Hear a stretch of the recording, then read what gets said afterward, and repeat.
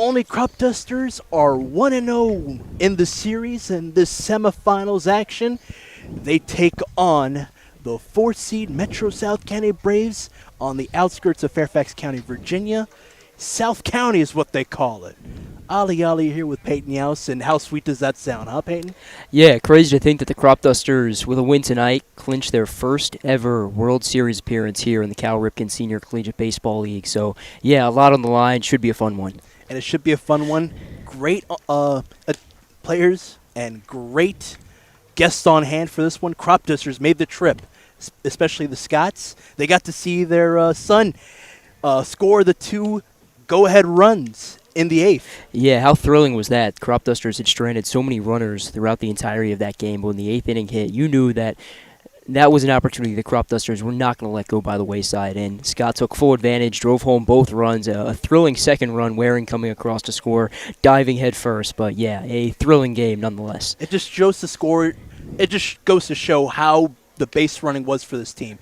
But even with that, turn it to the opposite side with the South County Braves down by a game.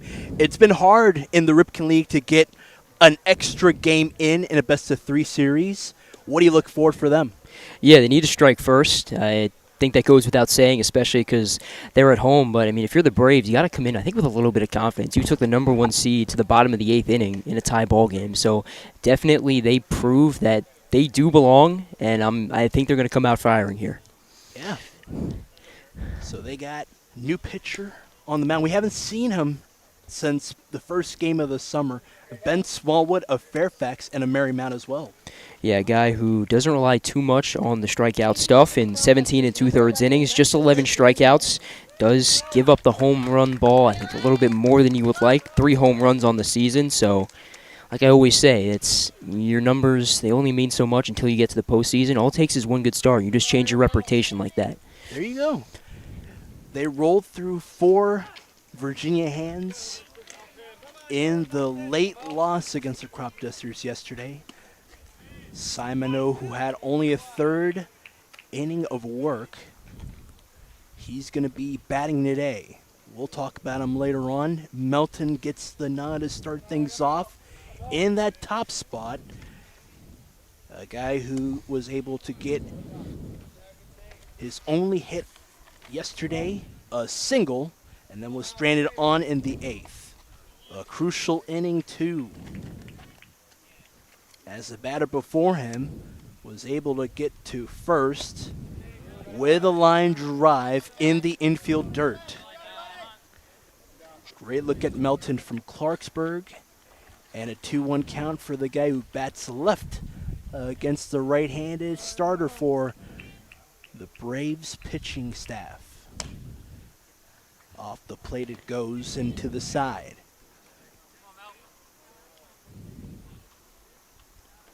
Mostly cloudy day. But these last few days, humidity's been down, so it's been bearable for almost everybody at any of these ballparks in the Ripken League.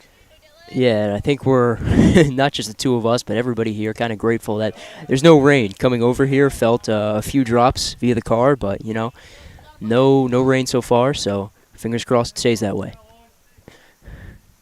If it does, blame the weatherman, as the songs usually say. When I checked the weather yesterday for Lorton, Virginia, and it said, supposed to be sunny. All right.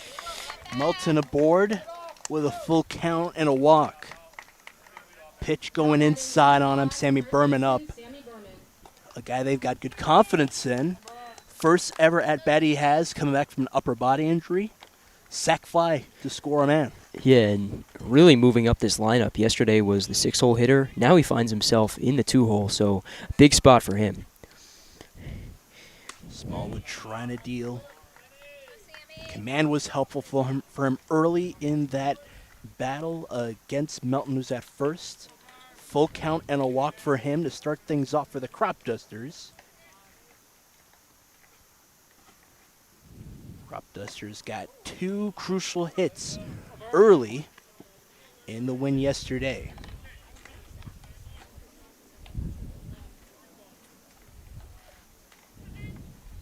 Gunson and Salvatore, a line drive for 1, and the other one a floater to the left field line. Melton takes a whiff and he's going to send this one all the way to the warning track to center field.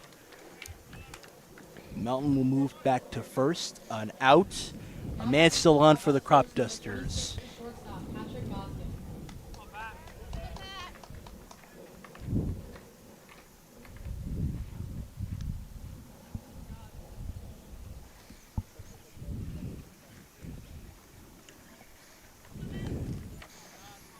Berman out, and Gosden on. Golden Ram, who swings away on a bunt. This one back through. Nathan Moore, first base umpire, calls out on Melton. He's caught stealing. From the catcher, Colin Lott, the throw down of Robert Kelly. Helpful for the Braves to get 2 crucial outs and no base runners on. Yeah, but I still like the aggressiveness there. You're on the road. You need to strike first, so you get the leadoff man aboard via the walk and a chance to put him in scoring position. That's a chance you want to not pass up on.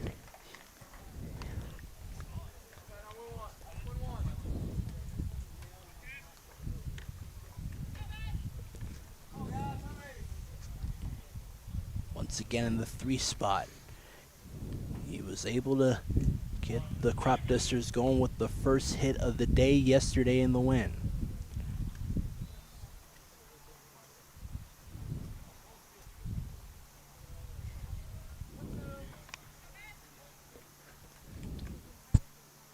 Good look at Smallwood. Working the breaking balls early. Lotta got a walk, popped over to the right side of the infield. It's the third baseman, Brian Robinson, who's got the 3rd out. 1 base runner on for the Cropdusters. Caught stealing was Melton on a full count and a walk.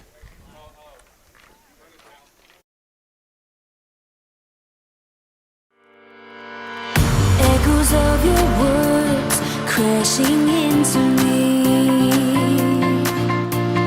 Drown me in your lies, and there's no way to breathe. And my walls will keep you down. I am safe without the sound of you around. It's getting colder, and I'm the storm that's taking over.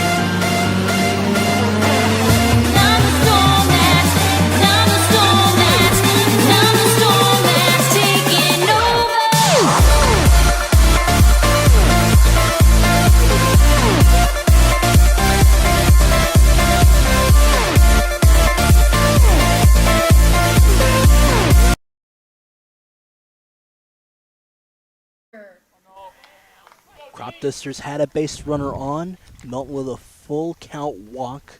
Caught stealing. They flip it over with a swing and a miss delivered on a fastball from Nolan Ross of Bethesda.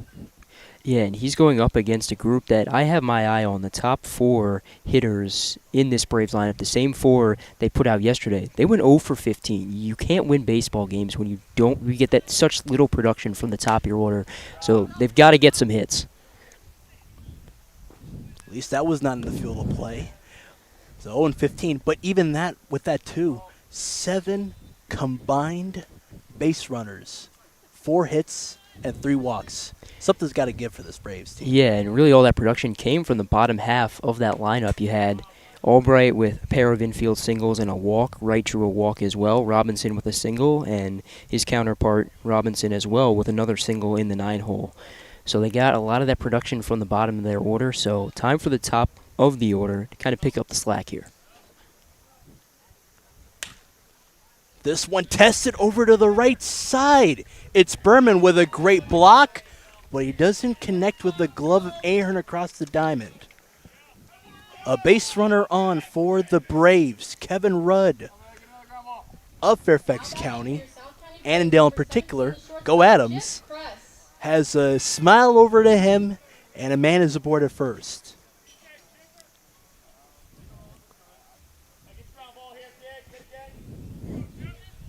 Nolan Ross, a guy who loves to go to fastballs early often here, and a guy who's got 4 stolen bases and 4 runs in the 8-2 win against the Thunderbolts. Yeah, and the only real knock on him is just that command, right? 19 walks to 17 strikeouts on the season, kind of the opposite of what they saw in Rogers yesterday. So in a game like this, you really want to see that command start to tighten up. Great pitching from him. A guy who's got confidence in his own right. Even instill that with the staff. Rosenthal being one of them, Leader another. It's just the way they had him out there for 8 innings, 96 pitches, and a bunt laid down. It does the job as a man moves to second. Chip Crease laid it down in front of Ross as he charged at it and threw to first. Now batting number 18, the second baseman, Robert Kelly. But it's just as what the league interns have said on the website. Very complete team. Just the pitching, fielding, hitting. The Cropdusters team has just been outstanding. Yeah, I think both these sides have been very impressive. You think about the Braves, up until I think the third to last day of the season, they had a shot to win the South Division against a very, very good Senators team, who I'm sure we'll talk about later, just pushed the Bethesda Big Train to a Game 3. So, yeah, I think the Braves as well as the Cropdusters, the 2 of the big surprise teams this summer. Oh, yeah. In a game where they won 2 runs to no runs for the Big Train.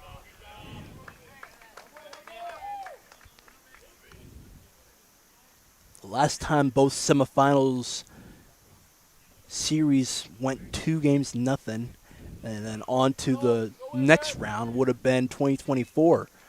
It's just been the Big Train and the Senators just beating up on each other in semifinals these last few years.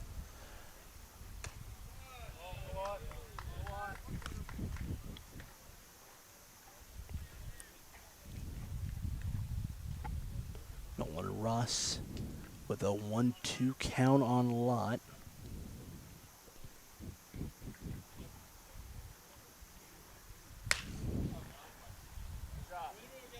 Over to Boma. Out number 2 on Kelly. Lott up, on that. Robert Kelly was the guy who had the ground out over on the left side of the Now infield. batting number 3, the catcher, Colin Lott.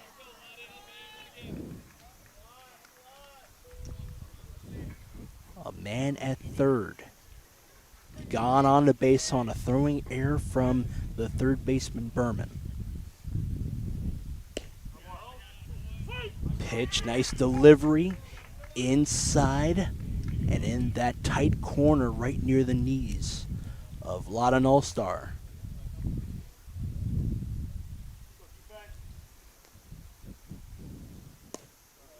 Trying to go outside that time towards the opposite side of the plate. It's painted towards that lower corner. Ball at the plate. Even count as well. This time going high is Nolan Ross of Dickinson and of Bethesda, Maryland.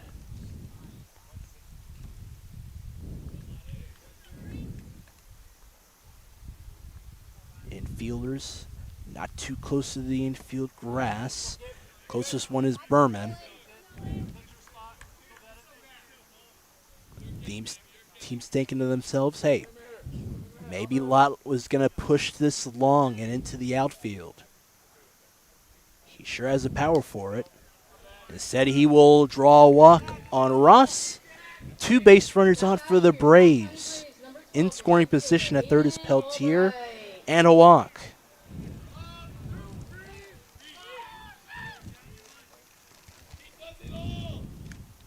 Reed Liedl, who got the nod yesterday in the win, or the loss that is, is over there at first to run for lot.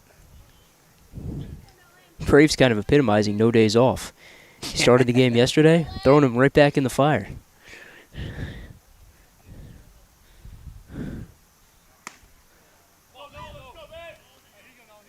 Great pitch from Ross, but he pushes it downstairs on Aiden Albright.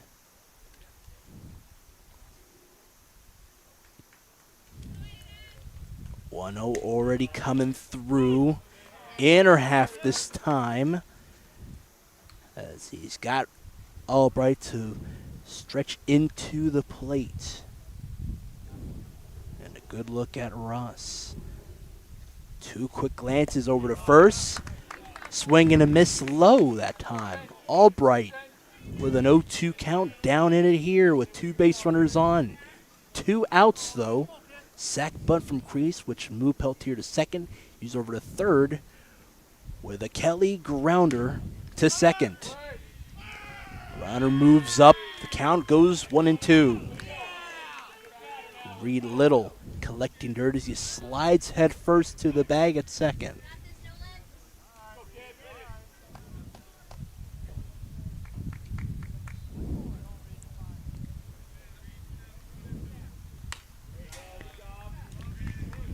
Backstop fence and foul for Albright, who's about to step in the box and await the 5th offer.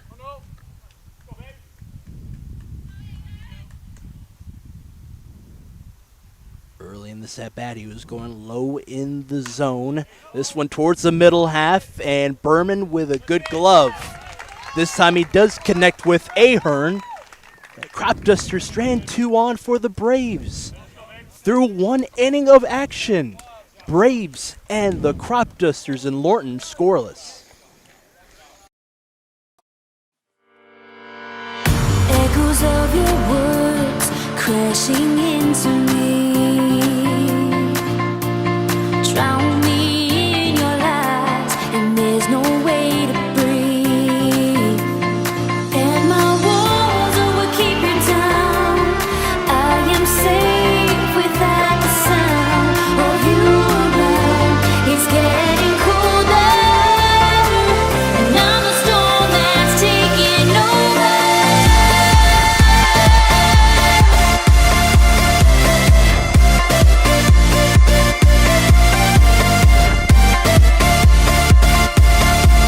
And I'm the storm that's taking over.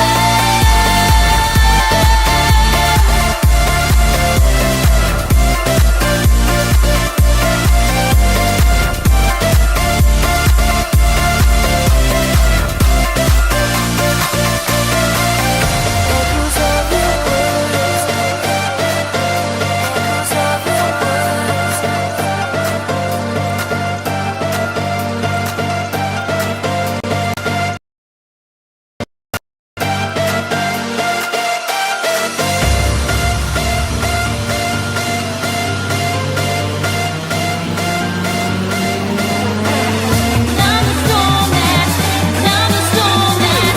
I'm the storm that's taking over.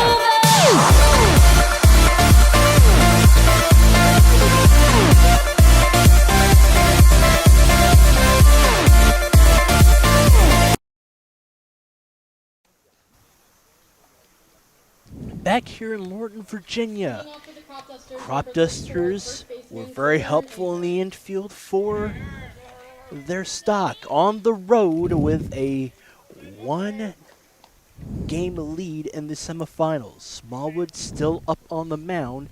Ahern, playing first base for the suspended David Hernandez, is up to start things off. In a game where Hernandez was ejected in that crucial 8th inning, all he did was just really scrape the floor with his cleat. And then he got David Essman to eject him. And that was just so crazy too. Yeah, it just left all of us in shock. A well-mannered guy. Didn't seem like, at least from our point of view up in the booth, he did much, but maybe the umpire knows more than we do, but from my point of view and from, what we know about him, didn't really seem like that was necessary. Kate Ahern would have been in relief of him in that game too if that one went to extra innings. And he's going to send this one over to the right field line. Albright's in front of it as it drops down there. First hit of the day belongs to the Cropdusters. Similar to how they won yesterday's game off a Goslin's line drive into right field. Similar place for Ahern. Duncan up, and a good opportunity to set yesterday behind him. A hit by pitch and 2 walks is all he wrote for him.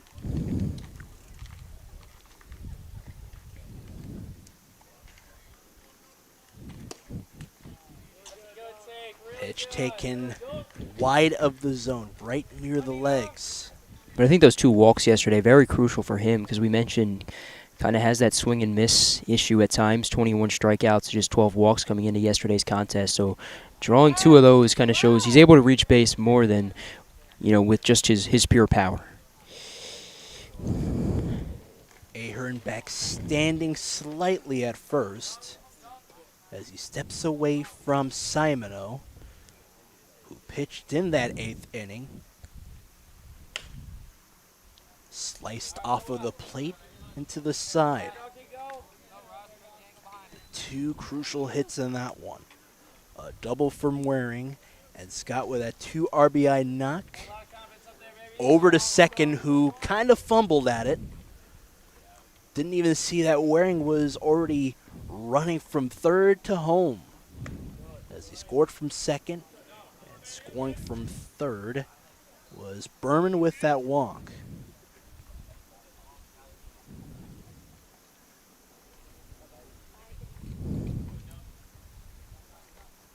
Great look at it here.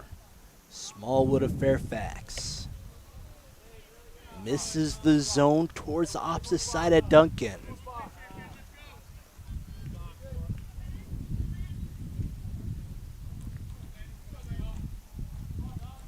Ahern not accustomed to stealing, angling away for the time being, and sent over up in the air towards left center, that is.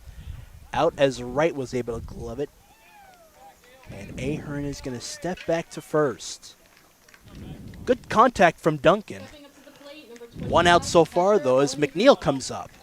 Yeah, Cropdusters have been making very good contact. Kind of the same thing with Sammy Berman on his first at-bat. Flew it out to one of the deepest parts of center field. Kind of the same thing there with Duncan as well.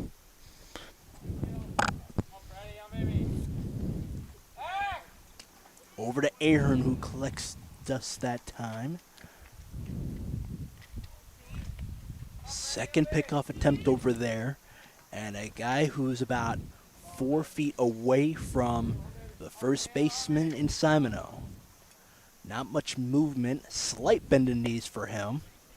Middle half that time back at the plate for McNeil with an 0-1 count. 1 out so far, and a man at first.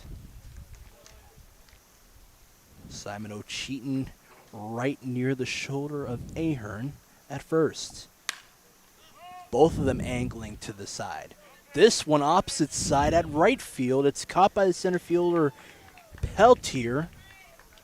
Out number 2, wearing up. A stand-up double in the middle stages of the game and in the win. He looked up to his dad in the stands, Melvin Waring. It's like, hey, praise you, praise the Lord too. Dad's back here in the stands, making sure that he's doing what he needs to do. He's got great power, but a guy who's trying to translate that power into good batting in the college scene, playing in the Big Ten with Rutgers in the spring. And a pitch stretched outward on him. Yeah, it is double yesterday. One of just 2 extra base hits for the Cropdusters. David Hernandez's double being the other. So, I mean, we saw it throughout the entirety of the game. Just a big focus on the small ball approach.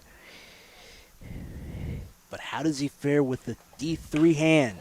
He's going to line this one down the left field line. Opposite of that of Ahern, who's moving to third. It's another stand-up double. Take a bow, sir. Not a bow, but a salute. Why not? Yeah, and that time he takes it the other way with that lefty swing. Loves to pull the ball to the right side of the field, but that time he goes oppo. Beautiful thing nonetheless, and all of a sudden you got 2 runners in scoring position here. Cropdusters faithful loving this one. They definitely outnumber the Braves side. Yeah, I'm shocked with. I know our fans travel well, but I mean, compared to the Braves, I'm shocked. Seems like a home game for us. Yeah. Good pitch selection for Smallwood, and good take for Ryan Boma of Olney.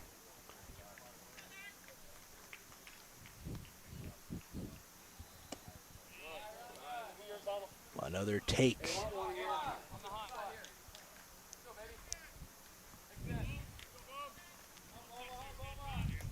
Dugout just a few feet away from our left. They're thinking it's going to be a fastball from Smallwood. And here it is, testing the lower portion of the zone. Well, what do you do for Smallwood? You try the fastball. A couple of breaking balls before that early. 3-0 count with 2 on, 2 outs. Instead, you'll allow Boma 3 base runners on. You'll allow him to move up to first. Now batting number 3, the center fielder, Brian Scott. No movement early in this game. Top of the second for the Braves bullpen. Lights do come on. It startles the 9th spot in the lineup, Brian Scott.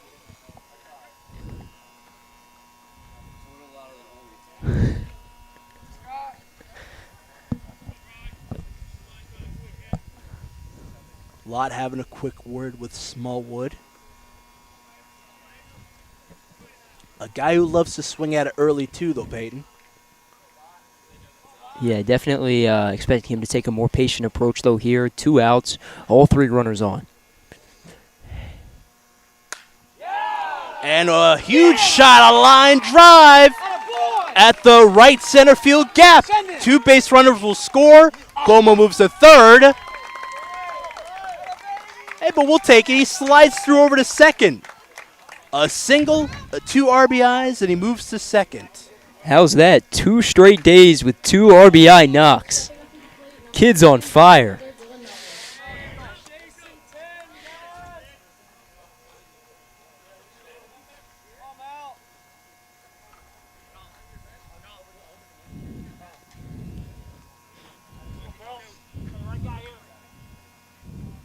Top of the order already here. It's the 2nd inning.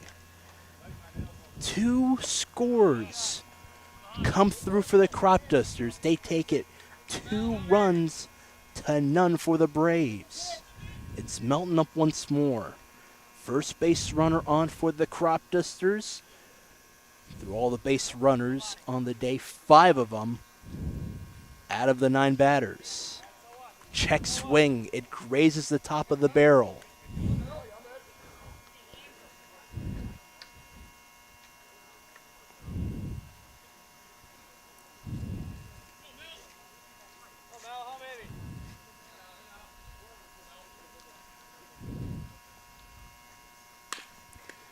Back to the pitcher. One hopping into his glove. The 3rd out is helpful for the Braves to get out of the jam. We'll step away with the Cropdusters taking their 2-run and 3-hit inning into a crucial bottom of the 2nd.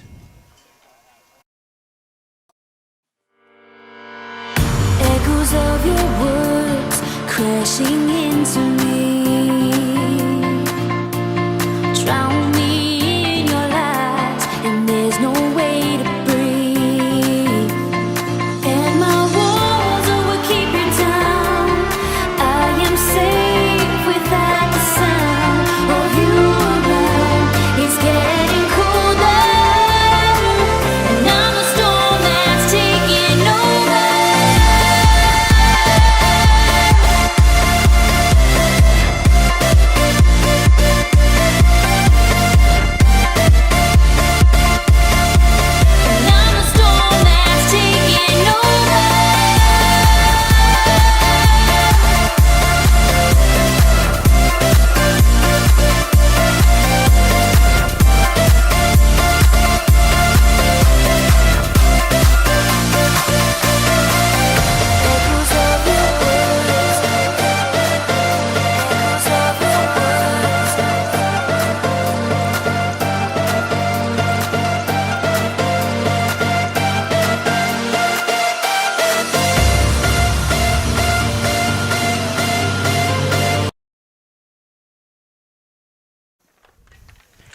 Back here at South County High School in Lorton, Virginia, Cropdusters, similar to the 8th inning yesterday in the win, get 3 hits and 2 runs.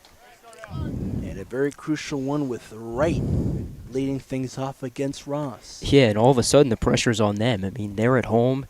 They got some runners on base in the previous frame. Seemed like they could kind of settle in and set the tone, especially on their home turf. But now all of a sudden, Cropdusters draw first blood, and pressure's back on the Braves. Think of it this way. If it were 9 innings and this was the final score, you think that would be the Senators and Big Train game. What were your thoughts on that as you watched that coming back up to Lorton? Yeah, incredible, because we're kind of seeing a trend here. I mean, on this very field just a few days ago, we saw Gavin Elliott go 8 innings strong. Then yesterday we were treated to our very own version of that. Rogers going 8 innings strong, and Will Pettis 8 innings strong for the Senators. 3 hits allowed, no earned runs, just 2 walks. Did his stuff and gives the Senators a real chance to win tomorrow. Wow, the crowd does not like the call there. Great charge right near that middle gap of the infield. It's Boma with the charge over to his right, and then has to throw it back over to first. Aaron doing a good John Claude Van Dyke impersonation. Does not glove it in time. Matt Wright with an emphatic stomp to the bag. An infield knock in the middle of the field. And he's looking to move on Ahern early. Thought about it for a moment. Ball 1 assessed to Robinson. Ben Robinson, it is, as we're in the 7th spot in this lineup. Oh, it touched him on the 1-0. It grazed the inside shoulder. 2 base runners on in a hurry, Peyton. Yeah, but still a great opportunity to get out of this. You put one on the ground, like Ross has done pretty much the entirety of this game. You turn 2, runner goes to third. You're just 1 out away from getting out of the jam. So some real adversity for him, but definitely a great chance for him to get out of it. This is what you like to see in the Ripken League, though. Majority of these pitchers are relievers, whatever college they're at, so it's a good opportunity and learning experience for Ross as he has 2 base runners on. A hit by pitch on the 1-0 on Robinson, as well as Matt Wright, an infield knock at second base. Check swing was laid down. Ross is going to throw it to Boma as Ahern was right near the plate. Thought about going bunt. Showed the check swing, though. It kind of grazed it, too. He was thinking, hey, maybe it was not going to hit him. Kind of made him flinch there. Simoneau, who allowed the 2 go-ahead runs in the 8th inning, is out. I think it's bad luck for him, too. Wouldn't you agree? Yeah, definitely. But kind of like we saw with Little, Simoneau being forced back into the lineup for a second straight day, although yesterday kind of made his mark on the pitching side, so definitely a workhorse for sure. Did come away with a strikeout. And it was against David Hernandez in that ensuing punch out at the plate. Esmond, home plate umpire, did not like the gesture made by Hernandez. And ejected him, too. 0-2 the count here with 1 out. And 2 base runners on. Robinson at second and at third. Moving right near the plate is Wright, who looks at Robinson striking out. Ross trying to get out of the jam here, making a good case with a great swinging strikeout to bring up the top of the order and Peltier once more. Left on base in the first. Going up against Ross once more. And he's swinging at it early.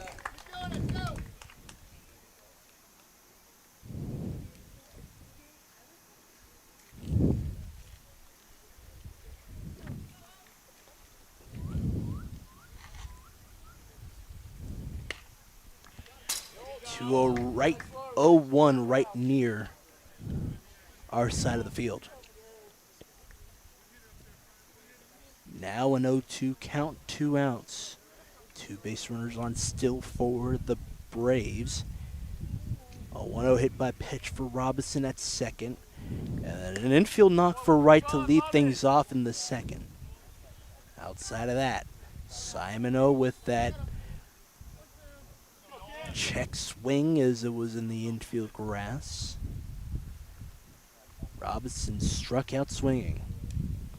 1-2 the count, a low pitch coming from Ross. Here's the 1-2 going low, and it hits the inside corner. Great work from Ross. Dealing with 2 strikeouts. Hello, Matt Russell. We'll step aside in the middle of the second with a 2-run lead for the Olney Cropdusters.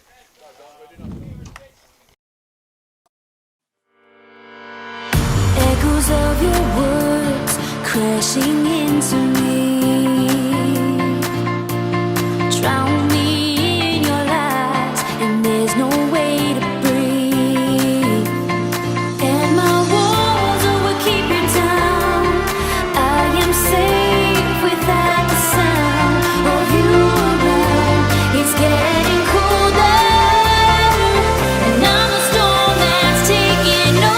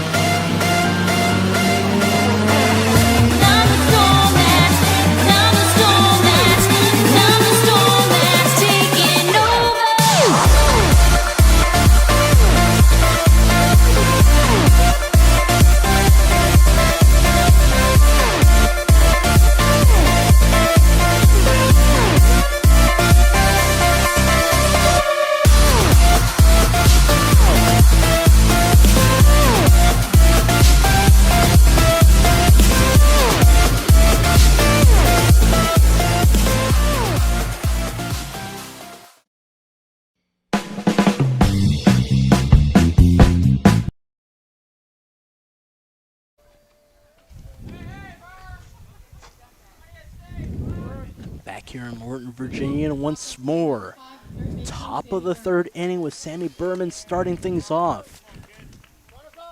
For the 8 innings of work for Berman, he was the leadoff guy.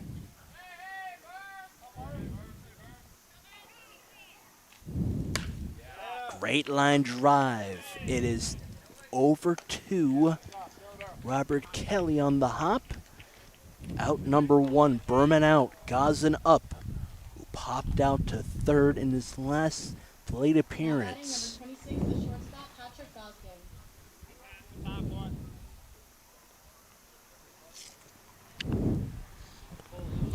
Great look at Berman as he heads back to the dugout. Standing up still and upright is Gosden with a good take upstairs.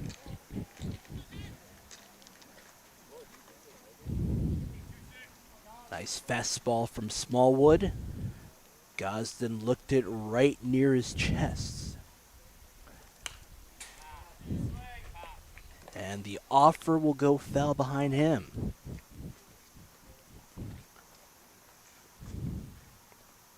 Cropdusters were able to get 2 runs through. Another 2 RBI and a knock on a line drive from Scott, which sent Ahern from third to score, and Waring scored from second. Grounded over to the left side of the infield. Out number 2 in a hurry for this Braves team down in it. And that's the benefit of striking first if you're the Cropdusters. Even if your bats can't get going for an inning like this, assuming they don't get going, you're able to live with that because you put up a 2-spot in one of the earlier frames. So definitely one of the good parts of not only striking first, but doing so on the road as well. Ahern sends it back to second, and Kelly, who had to go back to get it, is able to get a crucial third out. 6 pitches is all it took for Smallwood to retire the side. Not striking him out, though, but the Braves still down by 2 runs here in a crucial Game 2 of the semifinals. Cropdusters up 1-0. Echoes of your words crashing into me. Drown me in your lies, and there's no way to breathe. And my walls will keep you down. I am safe without the sound of you around. It's getting colder, and I'm a storm that's taking over.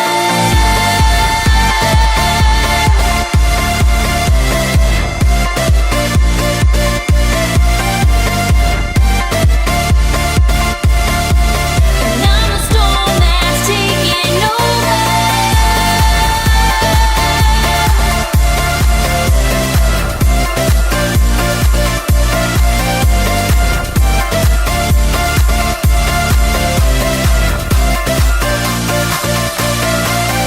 Echoes of your words. Echoes of your words.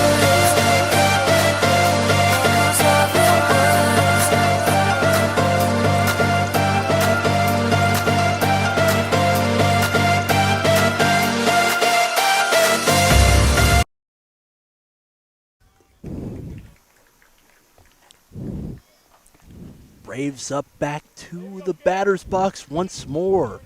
A quick top frame for the Cropdusters on 6 pitches from Smallwood. 3 groundouts. Springs up Christopher Crease Jr. Starting things off with Ross. His teammates call him Chip. And how impressive was Ross in the previous frame? I mean, he allows the infield single, then he hits Robinson. So all of a sudden, he's in quite the jam, but able to get out of it with back-to-back strikeouts. Yeah, at the third base slant, it goes fair off of the bag. A double to boot, as you don't see that too often with baseball. It's just a matter of where that goes. Yeah, it took Berman thought it was going down the line, but it just hit. it took an unfortunate bounce, and that's kind of been the case with all of Ross's hits that he's allowed so far. I mean, an infield single, another infield single, right? He's putting balls on the ground, but they're just getting put in the most unfortunate of positions where his Cropdusters defense, a stout defense at that, simply just can't make a play because the ball is put in such an unfortunate position. And a good look at Robert Kelly once more, who grounded to second. But they will look over to second base with Cress standing back. But how do you respond? Nolan Ross was able to strike out the last 2 batters he faced before Crease to start the third. Check swing to the dugout. At the first base side. Good look at Jimmy Bell looking at the foul ball right near us. Angling away from the bag at second, the base runner Cress.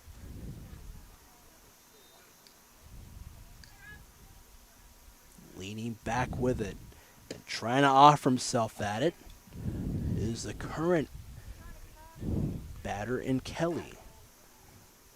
And he's got a 1-1 count. Foul ball to go along with a ball low and outside. Even count is lifted into the air at right field for Duncan, who's got a tag on through, and there's an out. And sliding over to third. Great play there for Cress. Now batting number 3, Potential first base runner. First run of the day as well. Trying to score here on Ross and this Cropdusters team, who's got a 2-run lead.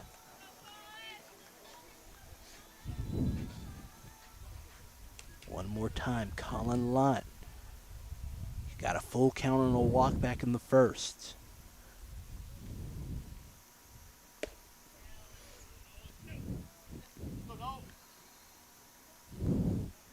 Already an out as Kelly sent it over to right field.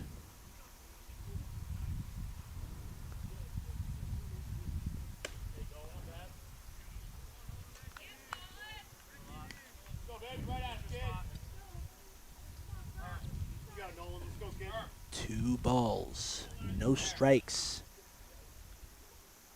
The base runner at third for the Braves. Great pitch. This one shoved into the inside of the zone.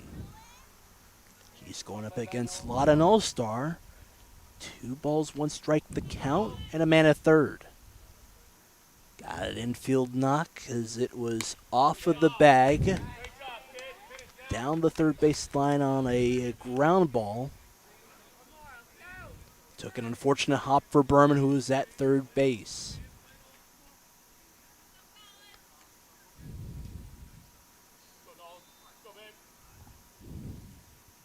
Now in a 2-2 count here. Lott in a battle with Ross. He swings at it late and to the outside corner. The crowd loves it here at South County High School, cheering on the Cropdusters, who have gotten the Braves in a 2-out hole. Yeah, and Ross, not a guy who really depends on the fastball, but he's been using it a lot as of late. 3 of his past 5 batters he's faced, he struck him out, so definitely starting to settle into this game. Low pitch taken there by Albright.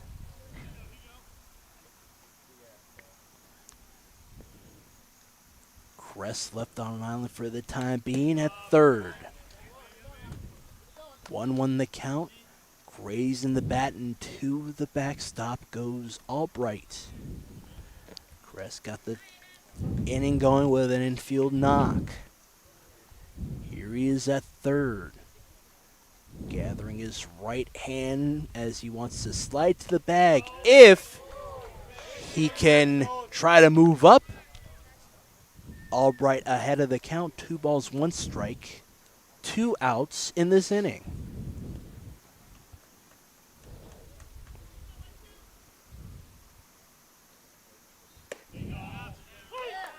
Great delivery once more. Outside corner that time.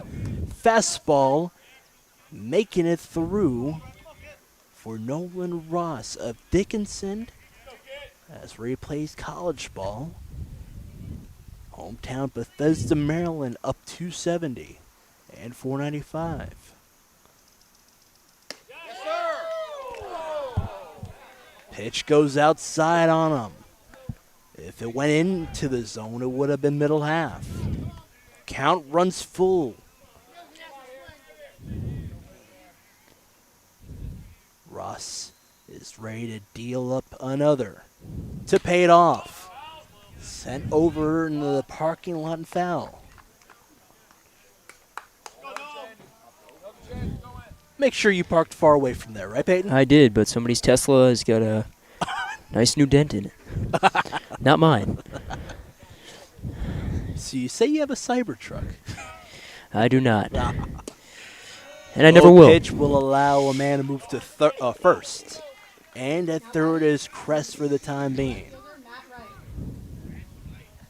Matt Wright with the only hit on the day. Stranded at second in the second inning.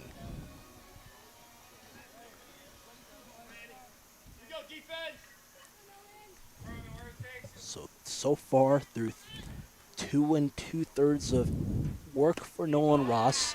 Struck out 3 batters. But if you include that batting-wise for the Braves, and including yesterday, only 2 hits yesterday, along with 1 today. So something's got to give for this team. Now, you talked about it, Peyton, in the top 3 spots, 0 for 15. In terms of at-bats to go along with hits.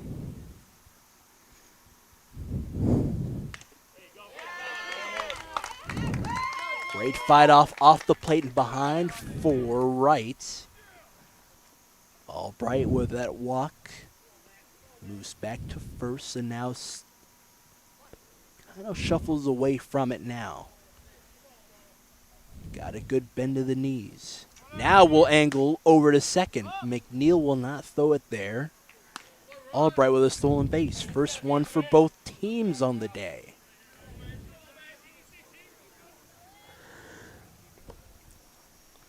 Cropdusters haven't tried to steal a base so far on the day, even though they have 2 runs in this one. This one off the line at first base. Late call by Andrew Klinger, the home plate umpire. Foul ball. And a 1-2 count.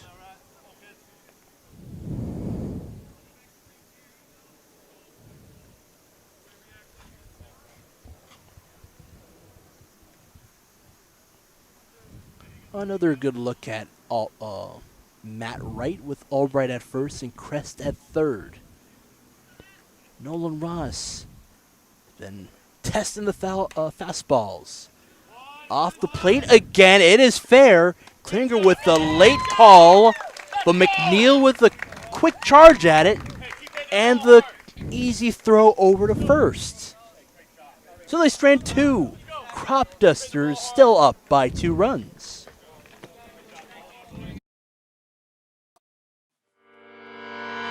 Echoes of your words crashing into me.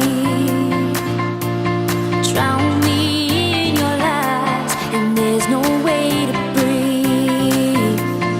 And my walls will keep you down. I am safe without the sound of you around. It's getting colder, and I'm a storm that's taking over.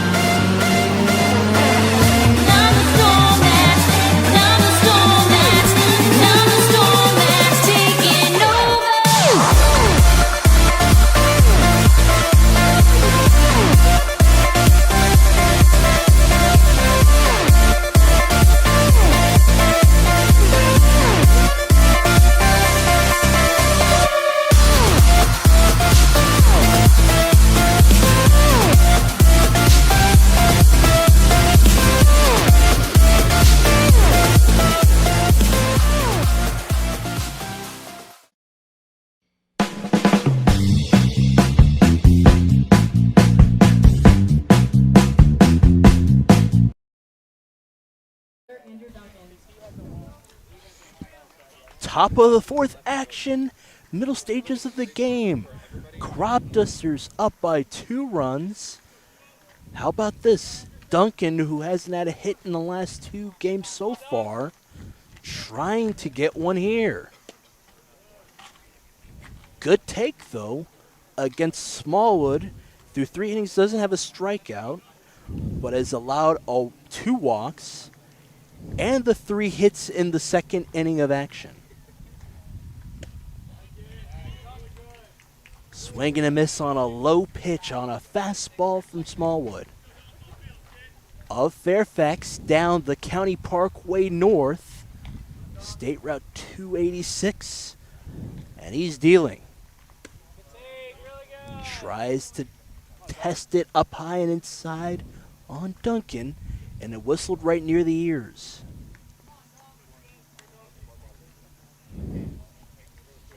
Two balls to 1 strike. Leadoff man Duncan ahead. and will send this one on a ground ball to third. Nice zip from the hand of Robinson to get the out on Duncan, and bringing up McNeil, who has been a very good hitter on this team for the Cropdusters. 4 singles against the Thunderbolts in that 8-2 win. Yeah, and was a few feet away from leaving the yard the last time up. A very well hit fly out into one of the deepest parts of right center field.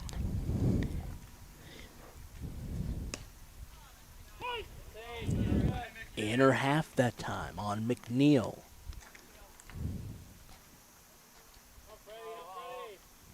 Good command so far against McNeil and Duncan to start off the 4th inning. And McNeil chased the breaking ball outside of the zone.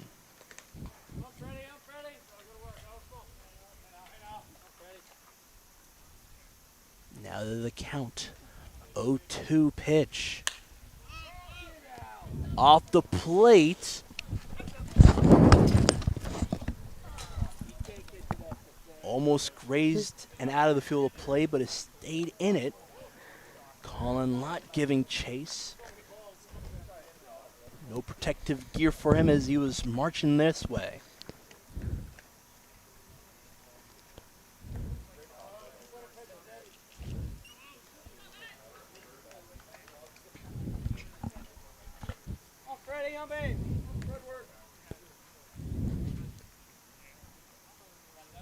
Still an 0-2 count.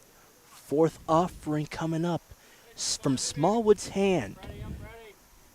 The right-hander will lay this one for McNeil.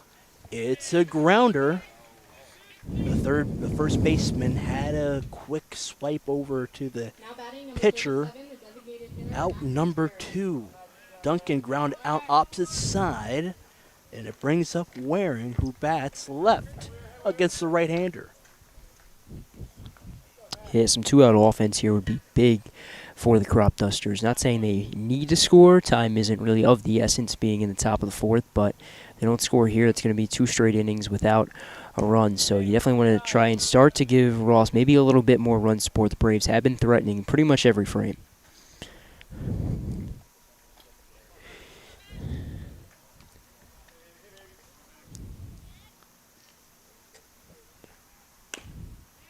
Off the plate, but it is fair for Waring, who's got a quick charge. But it doesn't beat the throw from the infield grass, where Smallwood had a good look at it and he threw it back. Cropdusters 3 up, 3 down once more. But they're still up by 2 runs in the middle of the 4th.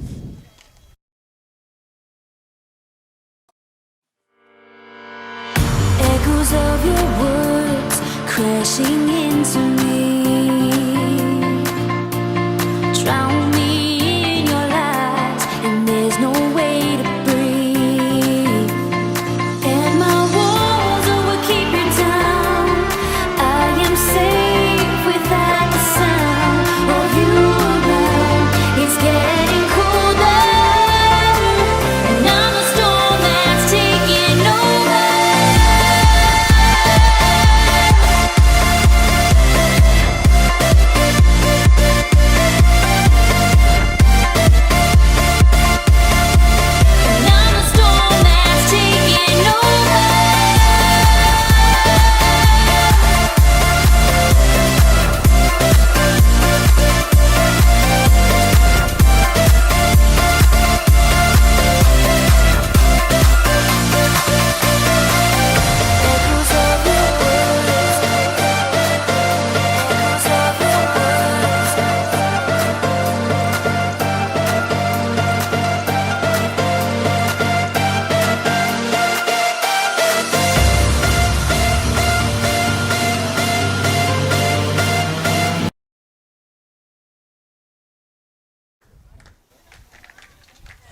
Here comes Nolan Ross. Another inning of work with 3 strikeouts to his name. And he's going up with the bottom of the order to start things off in the bottom of the 4th. with a good tag over at center field. It's Brian Scott, who looks at it and gloves it off of the wall. Quick look from Robinson. Scott was able to meet him all the way out there at the wall. Yeah, that's awesome to see from Scott, a guy stepping into a big position with Cade Walter now officially gone. Center field being the most important and most difficult outfield position to play. Great to see from Scott, a guy who really hasn't played center field unless Walter has been gone, which is going to be the case for the rest of the season. One more at bat for Aiden Simoneau. Only got a third of an innings to pitch against the Cropdusters. Allowed the go-ahead run. And he's going to send this one over to Gazin at short. With the suspension for Hernandez, they had Gazin at left field. They shift him inward and sent over Melton back to left field. Andrew Duncan at right field, and then Scott with that crucial out to start it off with Robinson. It's at center. Yeah, that's one of the hardest parts about getting so deep into the summer is that with guys leaving, you're forced into positions you maybe haven't even played before. Same thing with Gosden. I mean, a guy who's been primarily a second baseman this year, and now he gets put out into the outfield, then brought into the most important infield position at shortstop, but nonetheless answering the call wherever he's put. To the ninth spot, and James Robinson, that is. Saw Ben Robinson with that fly out deep to center. 1 ball to 1 strike for him. And a guy who's angling back into the box. A good take that time on a high pitch. Nolan Ross of Bethesda. He's a guy who's got 3 strikeouts on the day, but a guy who loves to go to the fastball as he does there. It went low in the zone.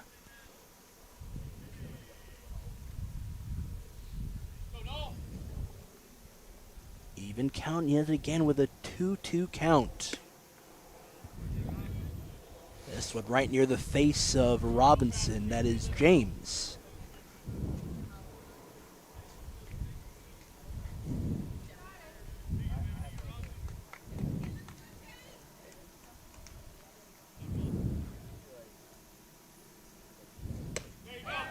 And he got him a swing and miss on the ensuing 2-2. 3 up, 3 down, go the Braves. Through 4, Cropdusters still up by 2 runs.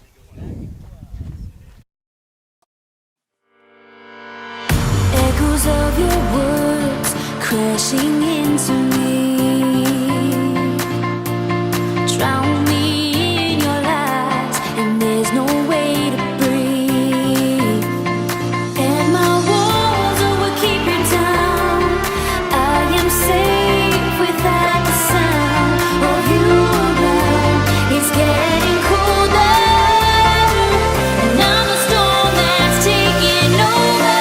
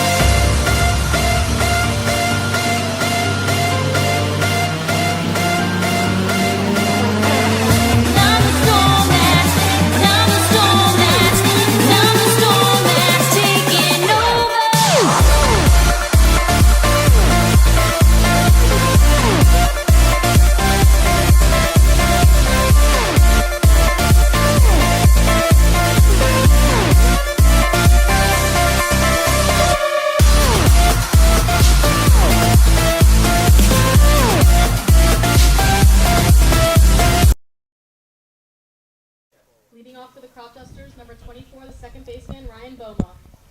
Getting things going in the top of the fifth. Ryan Boma left on base with a walk in the second. And a guy that can go long. Tied for most with 5 homers on the summer for the Cropdusters. He's going to ground this one over to second. Yeah, he went deep on this very field in that 16-4 thrashing on June 18th, so hopefully more of that's in store.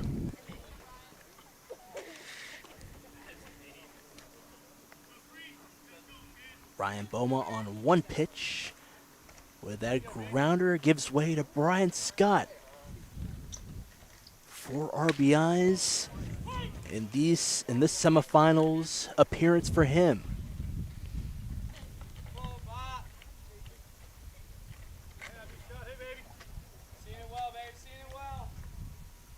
Called strike on the low pitch. He's going to send this one to short, bobbling it, and he is safe at first. It's Chip Kress, who was not able to glove it. Went off the side of the glove, right near his legs as well. Miscommunication sends a man to first. And that's big because you have just one out, you have a man aboard, and you send it back to the top of your order, so a chance for the Cropdusters to do some real damage. And it is Melton once more who cashed in late in the win yesterday. A single on a line drive. And here he is once more, third plate appearance. Had a walk early and then caught stealing with a second out in the first.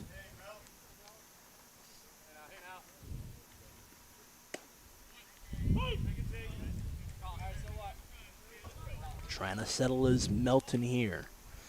The guy who loves to use every inch of the batter's box. A recent commit to FAU in the American Athletic Conference. And if you're familiar with it at home, folks, this one is sent over to left field and an out, number 2 for the Braves and the Cropdusters here. Big Train are usually the team who's got deep ties to the American Conference. But as the seasons go on here, that should bode well for the Cropdusters too.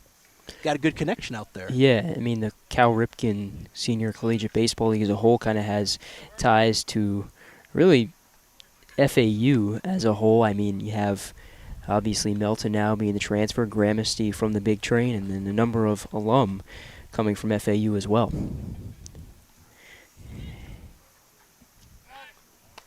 Good count early. Scott slides back to the bag. He's safe at first. 2 outs so far in this inning. Melton with a towering fly out over to left field. Small with a look to second, and it's clipped in the middle of the field and handled there by Kelly, the second baseman. All smiles from him as he heads to the dugout. With the middle of the 5th inning, Cropdusters still up by 2 runs.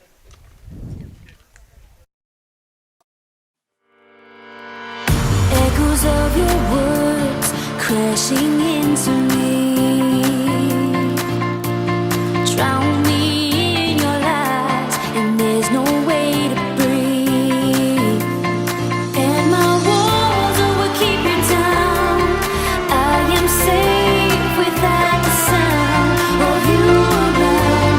It's getting colder, and I'm the storm that's taking over.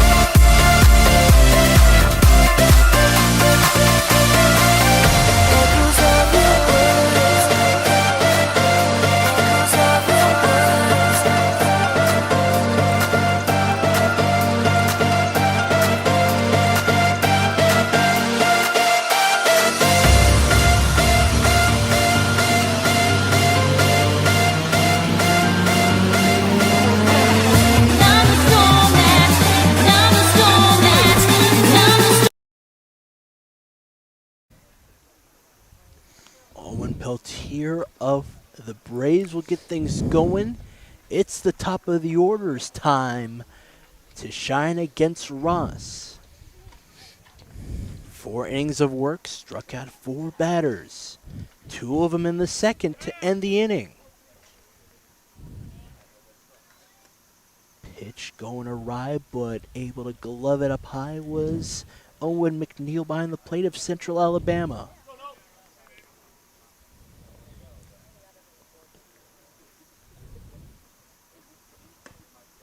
Another high delivery that time for Ross. 2 balls, no strike for Peltier in the 1 spot.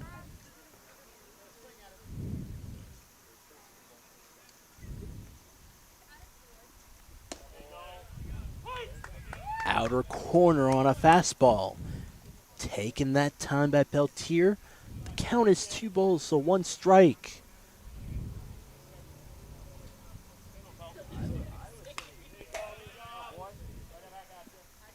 Off the plate and right back to Nolan Ross. That's pretty helpful. Yeah, and I mean, if you're Ross, you can kind of continue to keep that pitch count down and get it this inning and maybe another. I mean, how big would that be, right? Because you used just 1 guy out of the bullpen yesterday in Zach Harris. Say you use 2 more today, and you win this game. You have at least 2 days of rest, and you're basically a fully rested bullpen for the championship series. Count runs full. Ball number 3 up high right near the nose.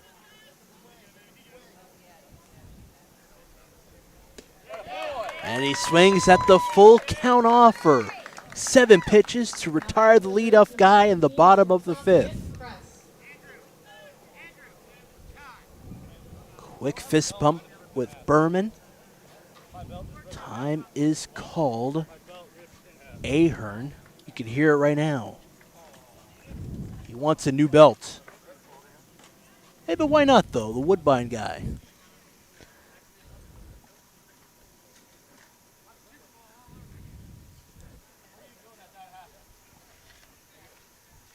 And with that, they're continue to jaw him over there at first. And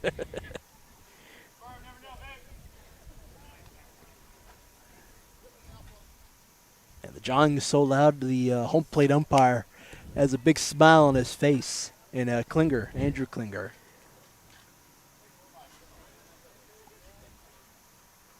All right, Ahern is set to go. And we are 2 with Peltier out. Strikeout number 5, painted through from Nolan Ross. Bethesda now against Cress.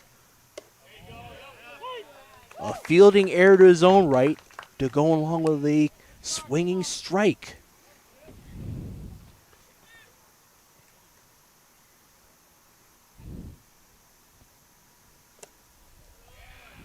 Low pitch and a good block from McNeil at the plate.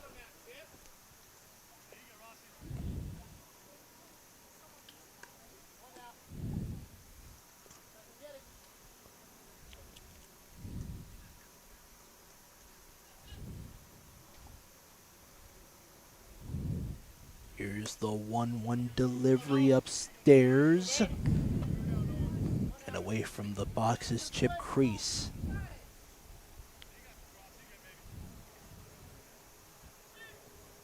He redshirted one of the 2 hits, an extra base knock, a double. And he's testing center field once more. And Scott, he snags it on the dead run. Good look for him. 2 outs in this inning. Springs up the 3 spot. Kelly up.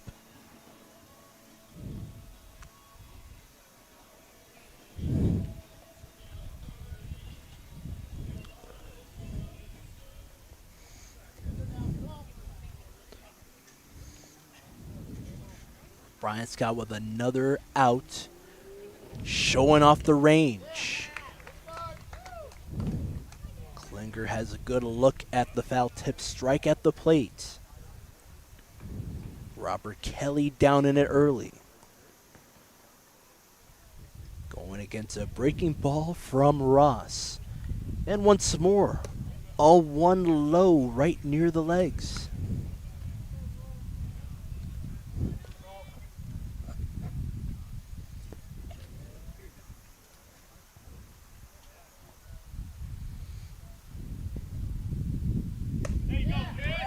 He swings at it high.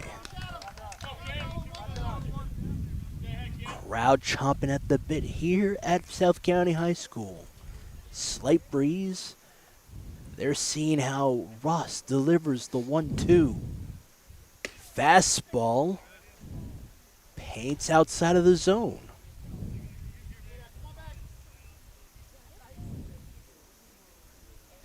Crowd still loving what he's got.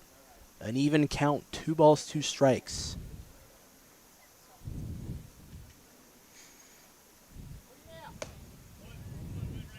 A good take again. Does not offer at it on the 2-2. Count runs full, no outs though. The stubbornness coming out of the pores of Kelly, huh, Peyton?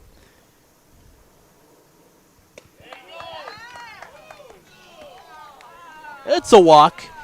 He might have thought that was a strikeout. Look at the way he looked up in bemusement.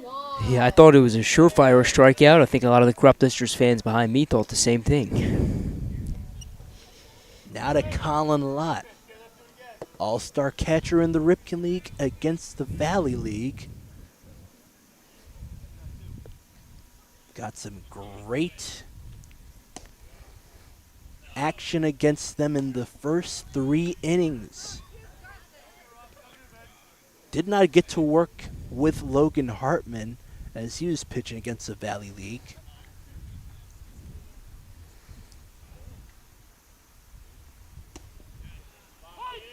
And it is Lott with a 1-1 count. He took the earlier pitch outside of the zone right in front of him. And the ensuing 1-0 was sent to the side. But he did offer at it. This one, no offer, and a 3-1 count.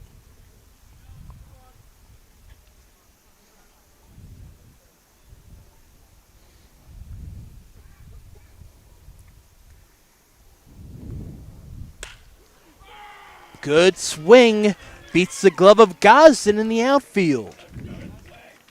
Took a hop out there. The stubbornness of Gelly gives way to a knock for Colin Lott. Bring up Reed Little once more, base running for him. Yeah, and the Braves really don't have a run. I think what's important to monitor, they're getting more production out of the top of their order. 3 out of their first 4 guys in the order now have base hits. A.J. Rosenthal with a concern about the pitch count of Nolan Ross. In a hurry, he's going to have a mound visit. Hey, 4 and 2/3 innings of work. You got 5 strikeouts on the day. Good work from Ross, though, if this is the end of the day. Yeah, but I find it hard to believe this is the end of the day for him, especially with 2 outs here in the inning. All he needs to do is put one on the ground or get somebody to fly out or pop up, and he gets out of the jam. So I think they're going to stick with him here.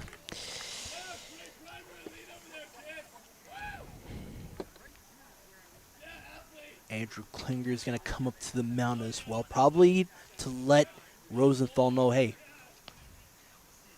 got to let go of this mound visit. Standing right in between McNeil and Berman. He'll take his leave, as well as Rosenthal. Everybody else in the infield. 2 base runners on. A full count, 2-out walk for Kelly in the 3 spot. Lott with a knock near the shortstop Gosden's glove. It brings up Aiden Albright once more. Just ran it on base the last time he was up. This is set in the infield towards the mound, and first with a charge and calling everybody off is Mr. Ahern of Howard County.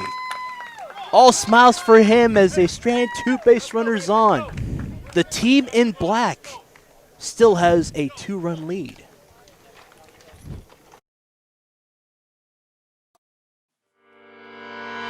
Echoes of your words crashing into me. Drown me in your lies, and there's no way to breathe. And my walls will keep you down. I am safe without the sound of you around. It's getting colder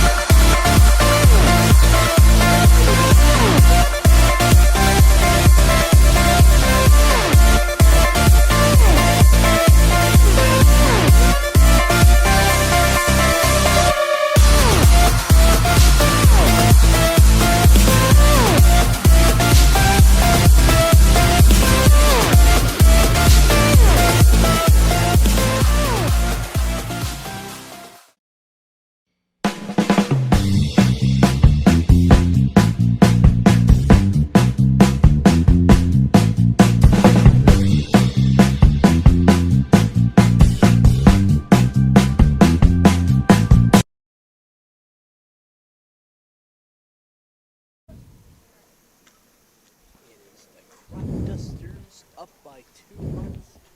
Gosden will get things going here against Jeremy. 16 innings of work has been very good for this team. A 178 whip on the summer.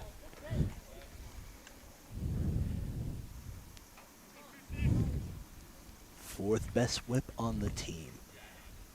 Going up against a familiar Golden Ram in this lineup for the Cropdusters. Not a good look that time. Grimaces at the result.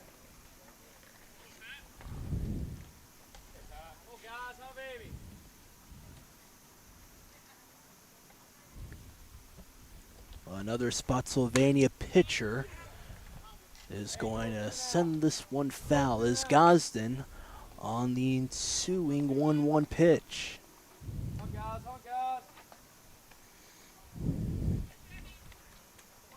And also the first pitcher to face the Cropdusters in this semifinals round to pitch with the left hand, and it's free. It's sent upstairs outside of the zone 2. An even count again. 2-2 the count. Leadoff man Gosden did not offer, says Michael Chmar, the first base umpire. Nathan Moore at third base. Andrew Klinger, a young man looking to progress and then be an ump in the pro scene. He's got a good look at Gosden flying this into the warning track. It's gloved that time by Peltier.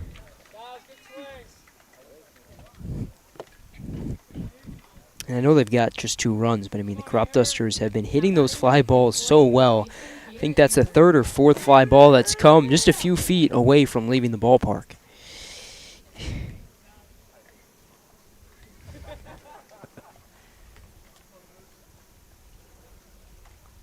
It's always good for Gosden, you know.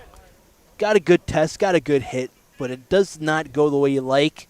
It's summer. You get a good laugh out of it, too.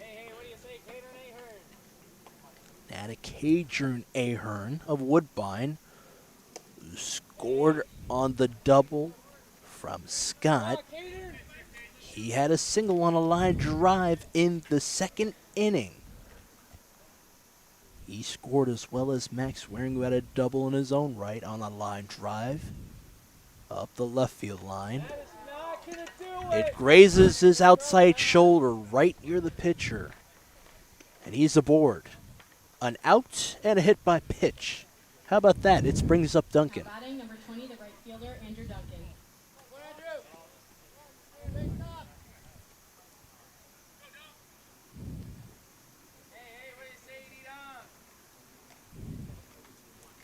Cropdusters faithful still loves Andrew Duncan, and we love him too. The guy who can go long. He flew out to left field in his first plate appearance on the day. The low pitch at the plate will spring a man to second. Duncan with a heavy run over to second. Carter Ritchie, the first base coach for the Cropdusters, having a quick word about what pitch is coming up and what he likes to throw. Siefker down on I-95 South in the Northern Virginia area.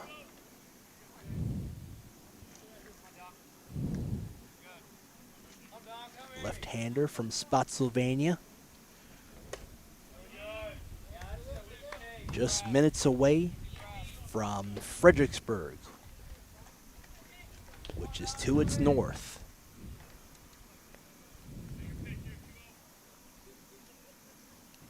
Two-0 the count for Andrew Duncan. He will send this one up in the air to left field, but it is Matt Wright who's got it on the flyout. Duncan's thinking to himself, what do I need to do? But he's a great hitter, a great presence in the 5 spot for the Cropdusters. Brings up McNeil once more. Yeah, that's another one right there. I mean, just on the warning track, a few feet away from leaving the ballpark. It's a mental battle.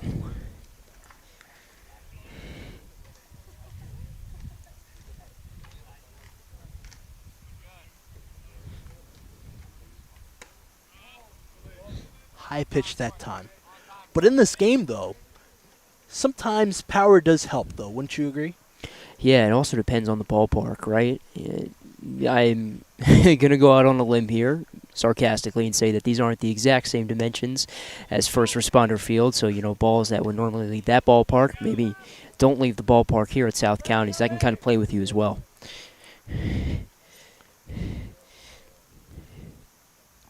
McNeil with a 1-1 count at the plate. They look the way of Ahern twice. And unravels the pitch. Middle half. Could have been towards that inner half as well. Down in the count. With 2 outs and a man on is McNeil of Central Alabama, who swings at it. This time upper half. And he's down swinging. Good work there. Ahern with a hit by pitch is all it will do for the Cropdusters in the top of the 6th.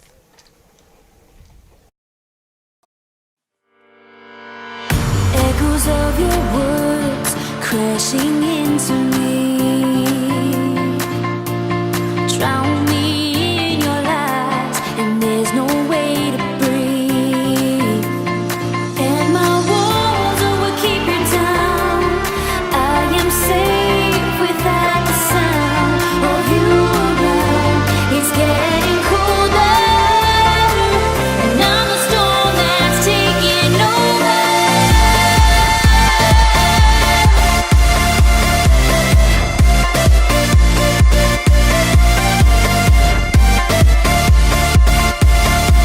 And I'm the storm that's taking over.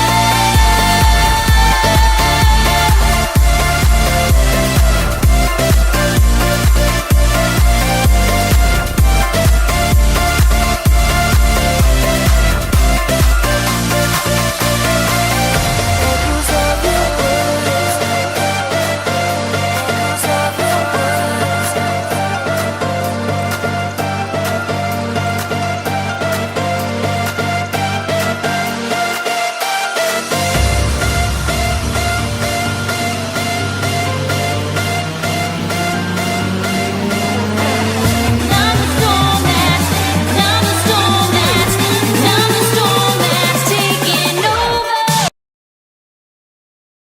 Right. Back here at South County High School in Fairfax County, bottom of the 5th, Braves down by 2 runs with Matt Wright angling at the ensuing pitch from Ross. As we get the bottom of the 5th going, we got a special shout out to Jish Solosky of New Jersey, Philadelphia area, and a former colleague of mine in the Ripken League, former broadcaster here as well. And a guy who just graduated from Syracuse. We're rooting for all you're doing so far in the broadcast scene. But a guy that everybody I've talked to and you've talked to, Peyton, has just been saying nothing but great things. Yeah, it's crazy the connections you'll see, not just between the players and their schools and even the coaches, but also the interns as well, right? We just connected with one of your former colleagues at the Aces that you worked with. Peter and Rainey, yeah. Exactly. Now works for the Ripken League, and once again, kind of seeing those connections come full circle. Oh, yeah. And even his colleague at Syracuse, Carson Cass, has just so much respect for him. Just a guy that's like always has a smile on his face. That's what he told me. And even you at the pavilion when we're waiting for the Cropdusters and Big Train game to get underway on a great night of action. Hope everything's well with you, Jish. Give me a ring. You got my number, so you definitely gotta say hello to me. All right.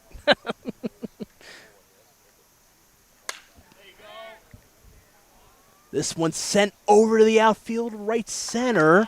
Scott on another run testing opposite side. Great range as he flowed to that side of the field. He gets an out. Yeah, that's great to see from a center fielder because you're going to have to work both sides. Has to go to his right just in the previous frame, and then right there has to work to his left. Still makes the play. If only this batter and Ben Robinson came out with a Pitbull song, we would have been better off. It's Ben Robinson coming up with it, and he went around it. Low pitch called strike. Chamar, first base umpire, calls him late.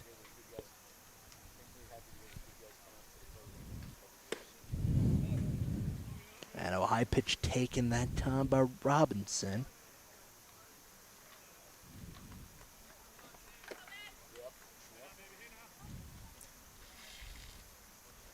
Here's the 1-1 pitch. Stretching it wide of the zone, right near the torso of Robinson. Ben, that is. Now to the 2-1. Fought off and into the backstop.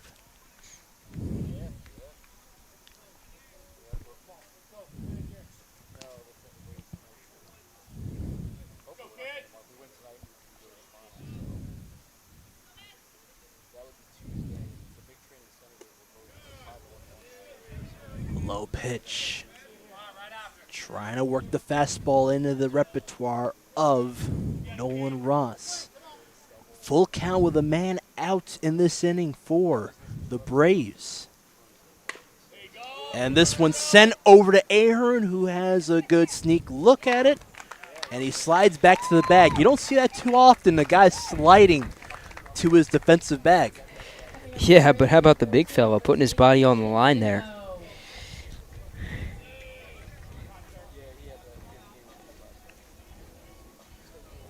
Now to Aiden Simoneau as we await this mound visit from Adam Leader, Maryland Hall of Famer. Most wins in Howard County with Reservoir, the Gators. He had experiences playing against Nolan Ross of Whitman. But the day is over for him. A late call. Probably congratulate him on a nice day. 5 strikeouts through 5 2/3 innings of work. We'll step aside.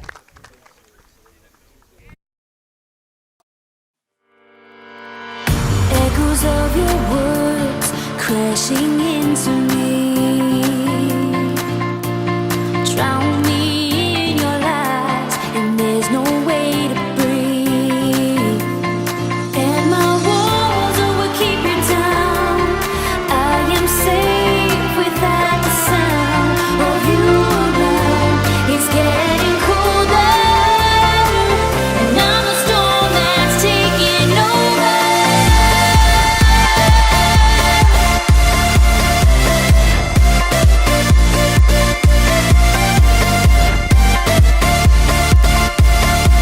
And I'm a storm that's taking over.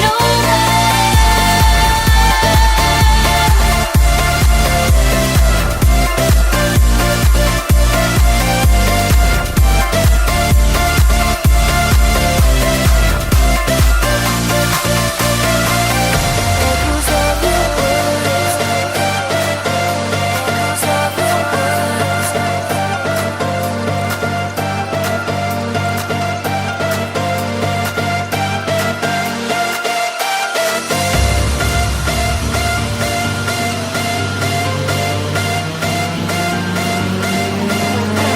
And I'm a storm that's, and I'm a storm that's, and I'm a storm that's taking over.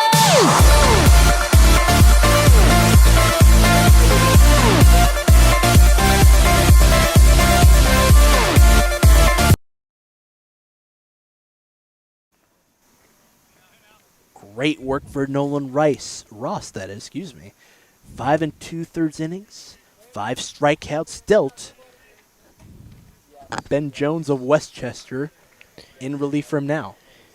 Yeah, a guy who's had a very successful season, 21 strikeouts in 18 innings, 3.00 ERA with a 1.39 whip.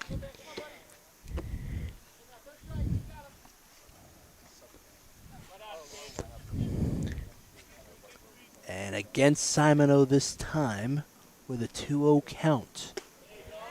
Ben Jones with a great fastball work in it now. 2-1 the count with no base runners on.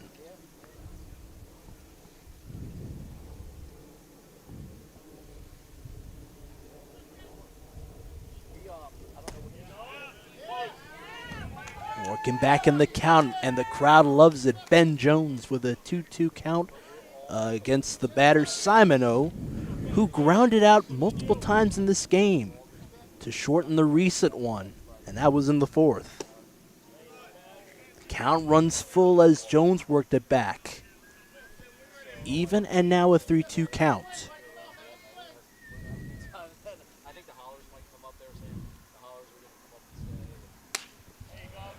Well, lifted foul that time. With that foul ball, we're going to get the 7th pitch from Ben Jones in relief of Nolan Ross. Did allow 3 hits and 2 walks. But the key thing, the 5 strikeouts and no run score for the Braves.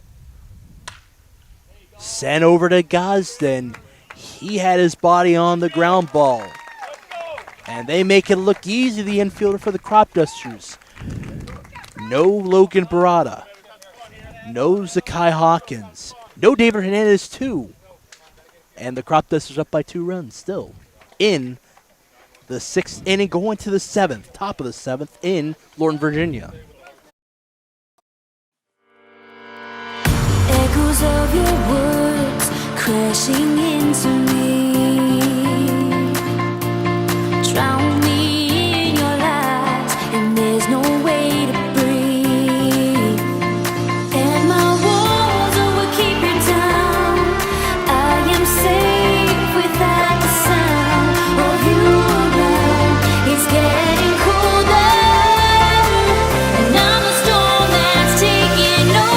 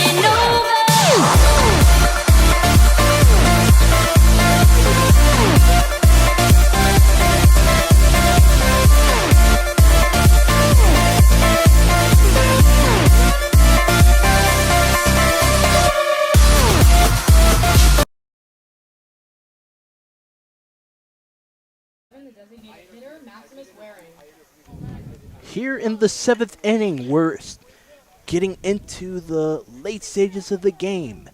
Max Waring with a double on the day, and 1 for 2. He's up to bat, leading things off against Siefker of Spotsylvania. Going up against a Charlotte guy, a raw product, a great outfielder playing as a designated hitter on the day.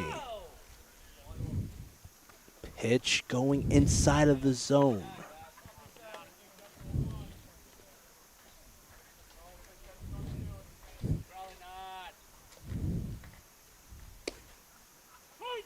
And a late offer for Max Waring, an even count. Ball 1 right near the torso. And this one middle half on a fastball from Siefker. Once more.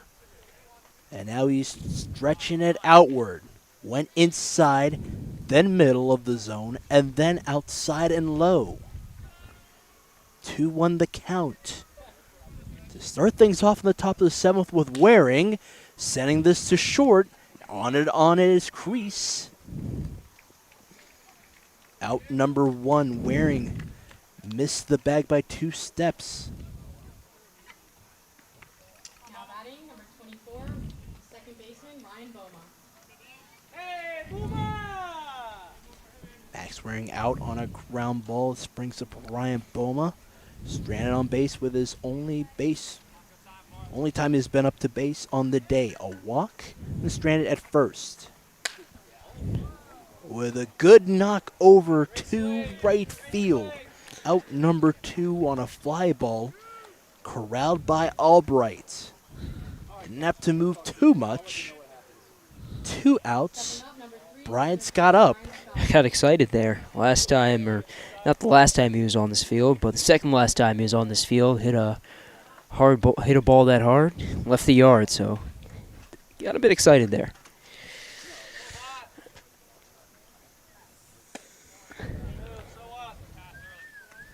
Good offer against Brian Scott. Steve Kurt in relief of Smallwood. Didn't have a strikeout in 5 innings of work.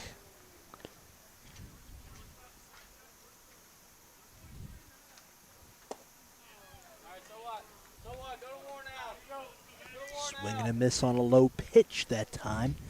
Scott's got an 0-2 count.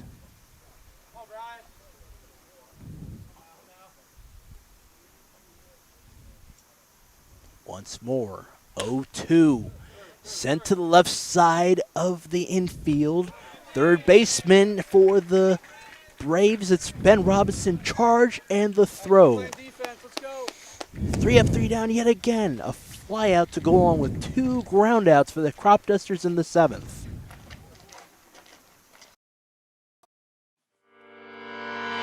Echoes of your words crashing into me.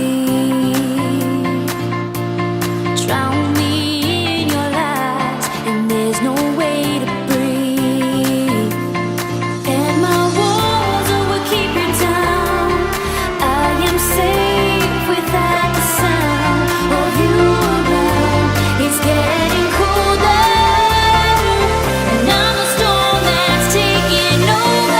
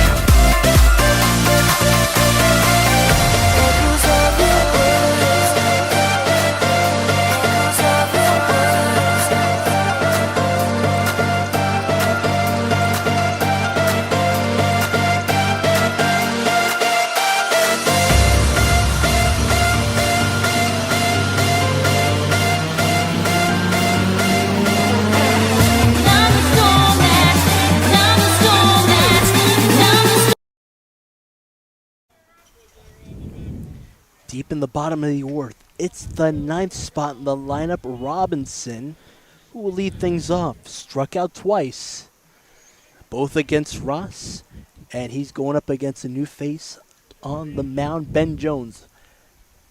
Yeah, I like the decision to put Jones in there for one batter in the previous frame, right? He kind of gets to get acclimated to the game, kind of see what at least one man in the Braves order is doing. You can kind of think, hey, maybe just try and give Ross some bigger leash, try and let him get that final out, and then put Jones in there. But I think that kind of just leaves him susceptible to, a lot of issues. I think putting him in there, at least get acclimated to the game, is a big win for him.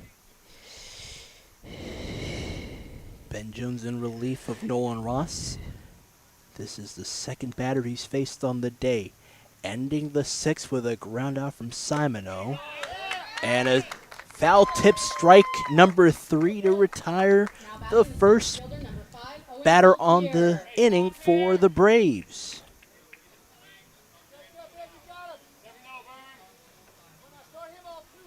Out of the top of the order, fourth time of the day, we go back to the top with Peltier. Got on the base once. Throwing air from Sammy Berman all the way at third to first. Was not able to get the out. Peltier once more, another guy who struck out twice against Nolan Ross. Fourth plate appearance on the day for Peltier, this time against Jones. With a pitch downstairs.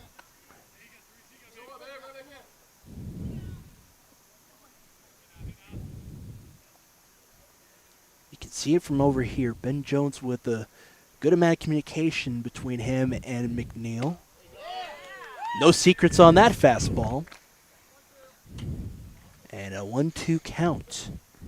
Did not like the 0-1 delivery earlier, so he had to go back and see what McNeil had to say. Pitch going low and an even count.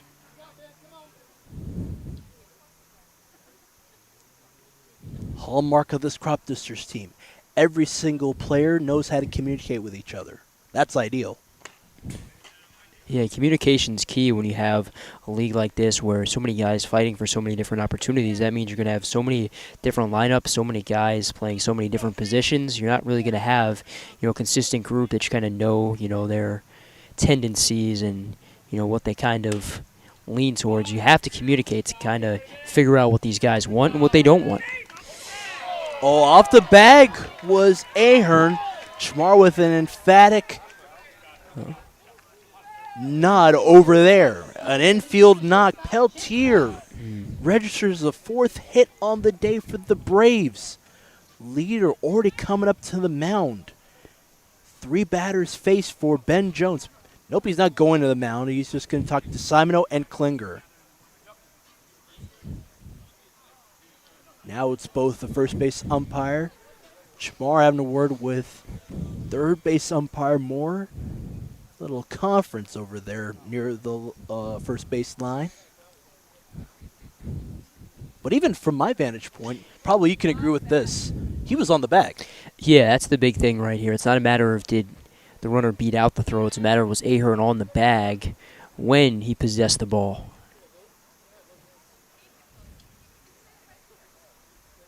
This is a crucial call, even though the infield has been rock solid on the day. We saw a nice grounder to retire Simoneau to end the 6th. They've looked really good doing that. Now they're having to talk with third base coach for the Braves, James Lambruciano. A trusted assistant on this team. His third season as an assistant.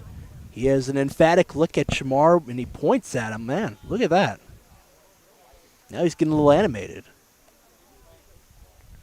Probably they're discussing a call that has not been made official yet. Probably Ahern did contribute on an out. It would be the second out, which puts all the pressure on Chip Crease. If Peltier is on, he's due up.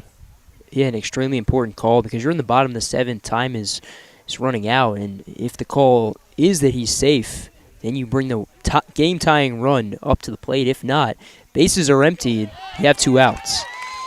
Yep, and they do signal out number 2. And even Coach Rudd does not like that. A guy with the Andell Adams, the baseball team, has been a guy who loves to get after his players and see who sticks and who doesn't.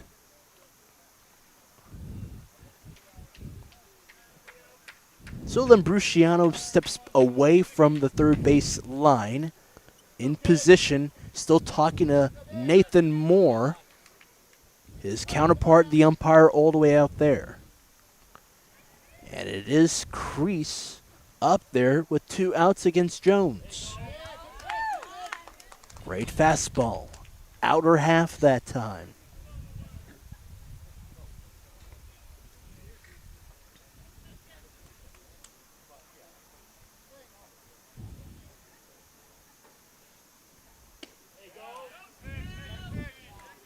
Late swing, trying to see where that goes. Ben Jones with a great delivery yet again.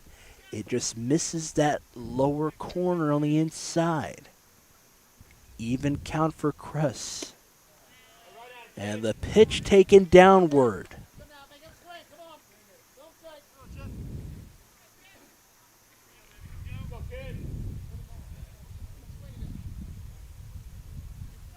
No base runners on for the Braves. 2-1. Sent right near the mound, that is, on a foul ball into the backstop. That's the difference between a fence and netting. With the netting, it just collapses all the way down behind the plate. This one just angled back to Ben Jones. Saw that similar with how Ross took one. Yeah, and it's kind of been the nice part about traveling to each game. You get to see kind of the dimensions and the makeup of each stadium. You get to see the nuances of them as well. And out swinging, striking out the side, Ben Jones in relief has got 2 strikeouts to sandwich in the Peltier ground out, a crucial call. And the Cropdusters back to bat, still up by 2 runs.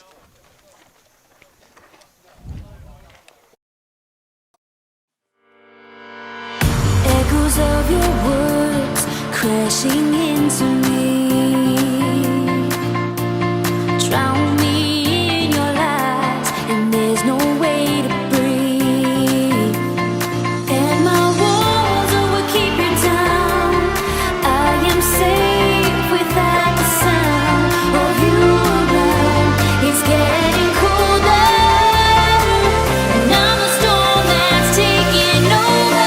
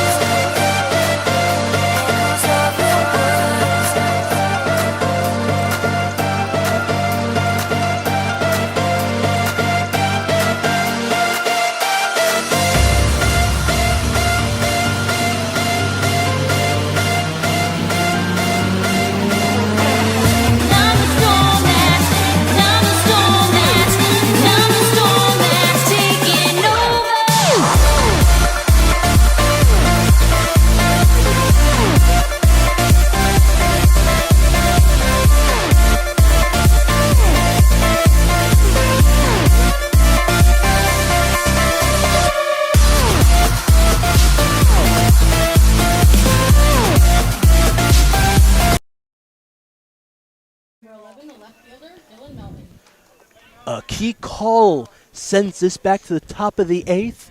Melton up for the 4th time on the day. Yeah, top of the 8th and also the top of the order. This is the inning where the Cropdusters did pretty much all their damage yesterday, so great opportunity here, especially with the top of the order up.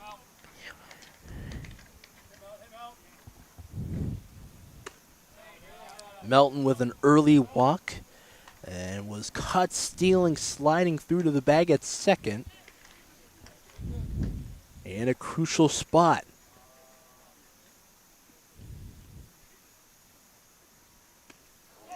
Oh, squaring off the bat. An emphatic throw of the bat.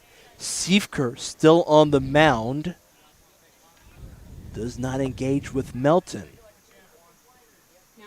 Second time he's on base, and all smiles as Colin has a good look at him. The bat boy threw out the first pitch too yesterday. It was a nice one too. Yeah, it was the Colin Day, as our coaching staff referred to it as. Great to see him throw out the first pitch. Was rewarded big time at the post-game dinner as well, so really happy to see that. Not a guy who comes to just home games, but road games as well. Fake bunt swing away for Berman. Ahead of the count is he. The Dirty Turpin trying to get a cheeky knock against Siefker, but they looked the way of Melton after the 1-0. after the first offer was high and away from Berman. Nightfall in Norton, Virginia. And a call strike taken by Berman. Not the call he likes, but he is resolute in the batter's box, batting right against the left-hander. In the semifinals, this is the first left-hander that the Braves pitching staff has thrown at the Cropdusters. Siefker, unlike his counterpart, Smallwood has a strikeout on the day. Berman loves the pitch selection from the hand of the left-hander. It is ball number 3, that is, excuse me, as the scoreboard is starting to get back in check. 3-1 the count, 5 offers, and it will allow Berman to move up to first. A good character on this team, and, you know, while he was waiting for see what Siefker was trying to throw out there, he was just nodding, hey, I love it, give me that one again, And Kevin Rudd, the pitching coach of Annandale, is going to signal the day, and it's over for Siefker. He's back to the dugout. You don't see that often. He's jogging over there to the dugout. His day's over. We'll step aside.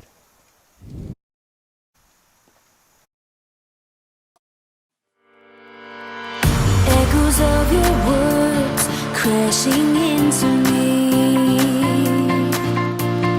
Drown me in your lies, and there's no way to breathe. And my walls will keep you down. I am safe without the sound of you around. It's getting colder, and I'm the storm that's taking over.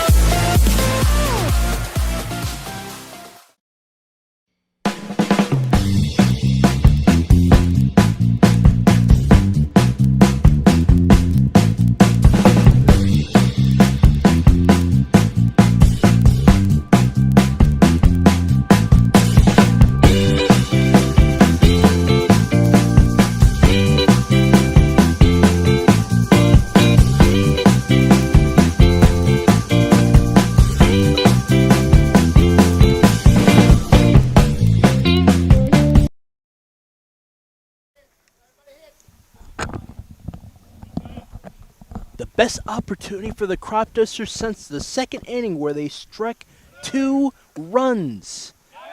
It is in the form of 2 base runners who double steal second and third, Melton to third, and sliding through to second is Berman.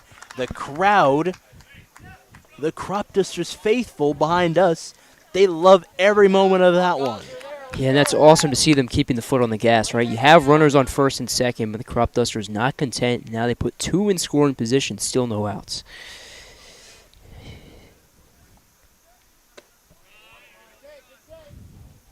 Breaking ball that time, missing outside of the zone. Melton having a word with leader and angling away from the base, the bag at third. Patrick Gosden ahead of the count, 3 balls, no strikes. The first offer went up high of the zone. It allowed Melton and Berman to move from second and first. And he will walk on the 4th offer. Second consecutive walk. The first one was allowed by Siefker. And now to Cade Ahern. Cajun of Irish. Got some Irish roots in him. He loved bragging about it early on in the summer. He's going to use his brute strength and that Irish flair to get multiple base runners to score. With a good look and a 1-0 count.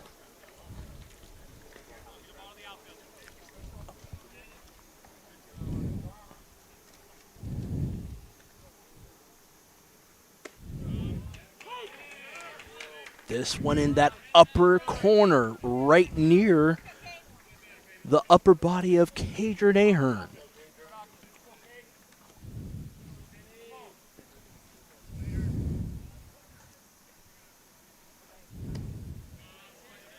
Good take that time. And it is a 2-2 count.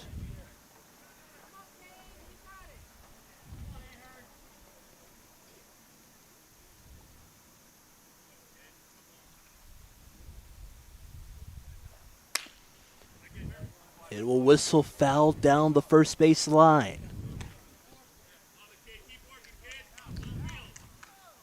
Coach Adam Lear trying to pump up his guy at the plate. A 2-2 count for him. 3 base runners on. No outs for the Cropdusters in the 8th. It grazes the bat. You hear from the crowd. Keep fighting. You're doing a great job. Let's see what you got. That's what I'm hearing so far. All the pressure on the pitcher here.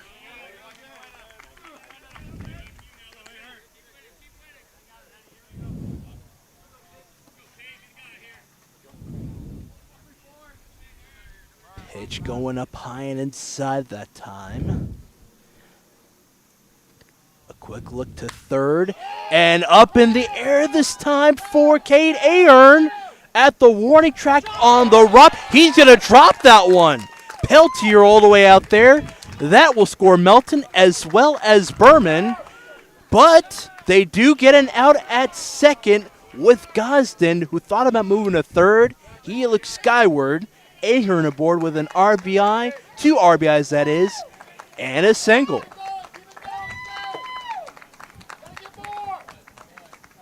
Something about this 8th inning, isn't it? Oh, I know. That's just come alive, I guess.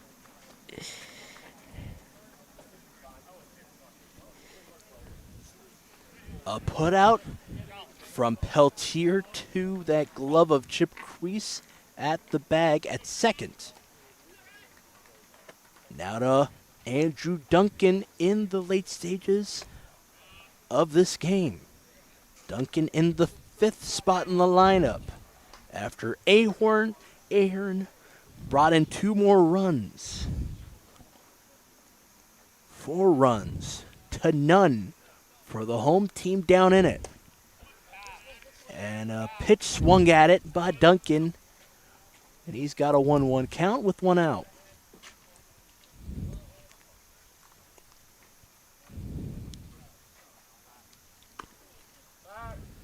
Over to Ahern, who does not slide at it.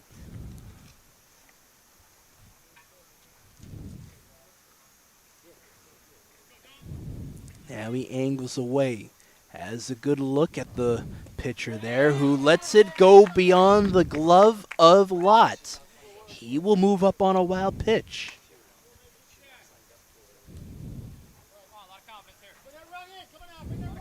First wild pitch allowed by these three pitchers on the day. Smallwood did not have a strikeout in this game, but Siefker did.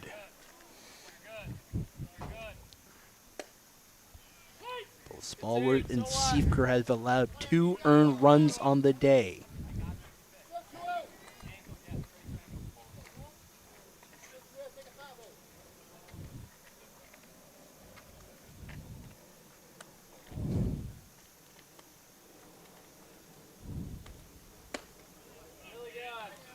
Great fastball that time, but it missed the mark on Duncan at the plate.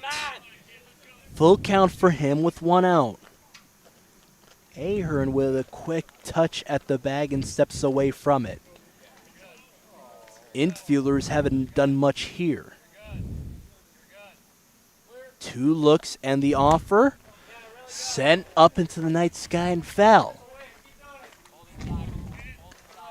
Towering foul ball with a full count for Andrew Duncan here. 6 pitches, still a 3-2 count.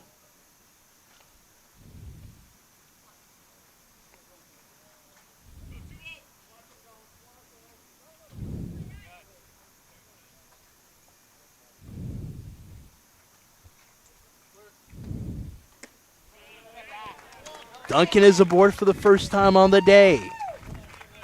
That should be helpful for him. He had a hit by pitch yesterday to go along with 2 walks. Through 2 games, 3 walks. But still helpful, though.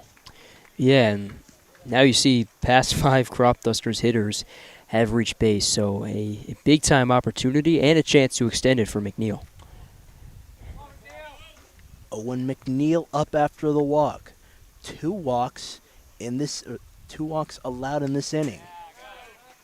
3 by 2 pitchers on the day. It is McNeil with a foul ball back into the backstop. Right behind the right shoulder of Lott, the catcher. Again, looking at Ahern as this recent pitcher, and is sent over to short.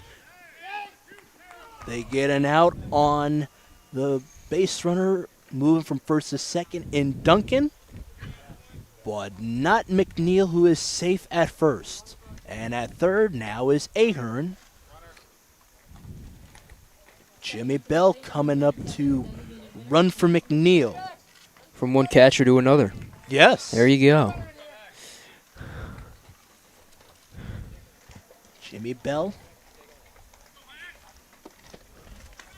of Central PA is going to step back to the bag.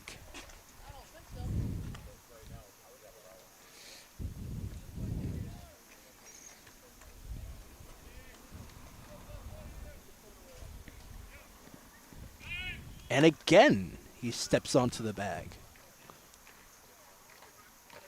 They're testing a guy who does not steal bags often. Ahern not too similar to him. And Max Swearing with a take on a called strike inside of the zone. 2 outs in this inning and 2 base runners on for the Cropdusters. 0-1 the count for Waring. And the third attempt at first to try to get Bell.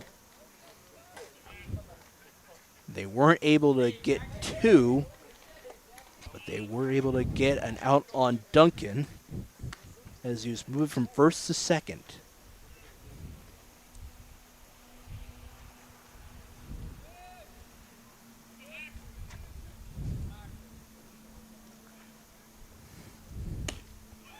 He swung at the ensuing 1-1 pitch. Try to fish it down low and in that outside corner.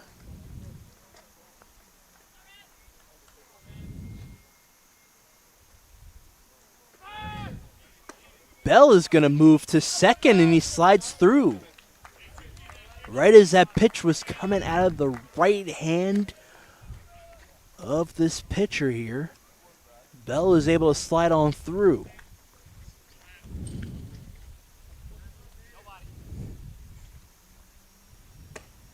And wearing down in it. 4 offers.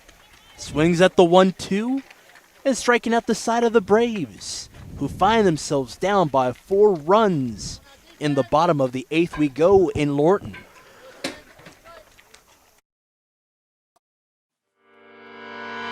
Echoes of your words crashing into me,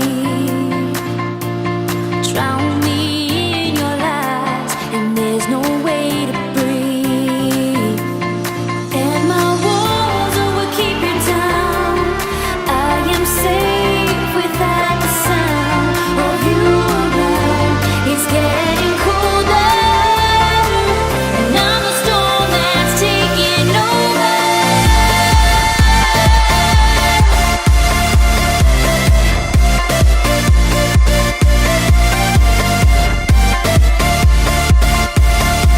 And I'm a storm that's taking over.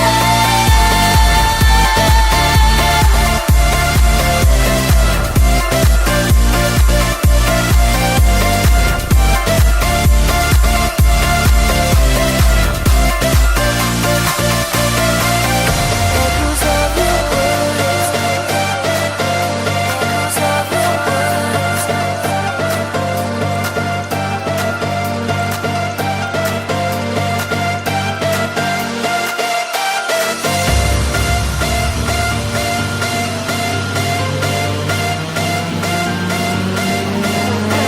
And I'm a storm that's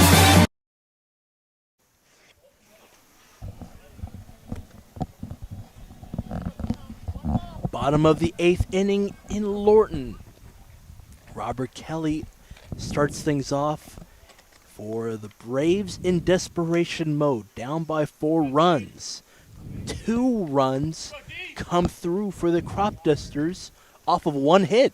Not Ye- too similar to that 3-hit inning in the second. Yeah, that's a perfect way to put it. It's desperation time for the Braves. The final 6 outs for them, not just of this game, but of this season. Flied it out and foul to the right side. It's Ben Jones up at the plate. He bookended the 7th, bottom of the 7th, with a pair of strikeouts. One to Robinson in the 9th spot, and then the 2 spot in Chris. This one sent in the air over to Duncan at the warning track. It's off the wall. Over to second in a blast, and heading for more as he rounds from second all the way to third. Relay is not in time. From the hand of Boma, who was able to glove it from the fight off that time at right field from Duncan, they were not able to connect.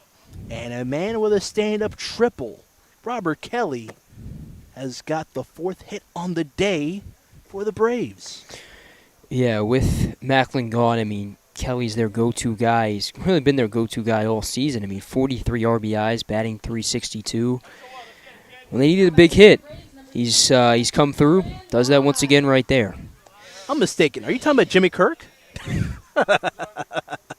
He's known for those big RBI summers with the Cropdusters. So shout out Jimmy Kirk. Cropdusters team up by 4 runs in a crucial Game 2 of the Ripken League semifinals. Good swing by Lott. In a good spot with a stand-up leadoff triple for Kelly. A foul ball to start things off against Ben Jones in the 8th. Kevin Rudd, the first base coach, has a good look at a low pitch and a 1-1 count.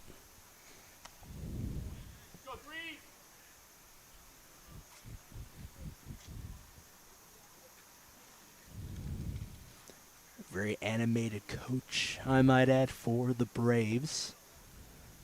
Pitching coach. And Annandale Adams, head skipper. They've got crucial wins in the spring against Mount Vernon and Thomas Jefferson School of Science and Technology. Nice delivery that time by Ben Jones of Westchester. Low and towards the inner corner against Lott. Even count once more. 2-2 the count. The right-hander sweeps this one middle half. And a punch out at the plate and 5 offers to retire Lott. Great work by Ben Jones.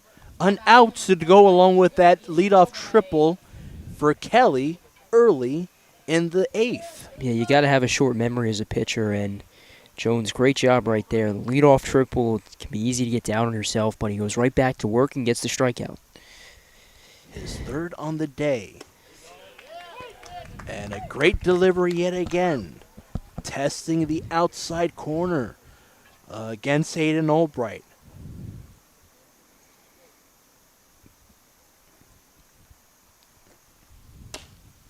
Off the plate, it is fair. A man will score. And the throw is offline, and Ahern stepped away from the bag. RBI and a knock, which scored Kelly from 3rd. Stepping up to the plate, number 16, the left fielder, Matt Wright. And that's a run you're okay with, right? You induce some very weak contact off the bat of Albright. It's a ground ball, just takes a fortunate bounce for Berman. Can't quite glove it. Doesn't glove it, has to use his bare hand. So that's one you can live with if you're a pitcher and the Cropdusters defense. And now they want to get an out. Potential second out on the base runner at first. Potential second run of the day for the Braves is on. And the potential 3rd run on the day for the Braves, if he can get on the base, swings at a high pitch from Ben Jones. And he's down the count early.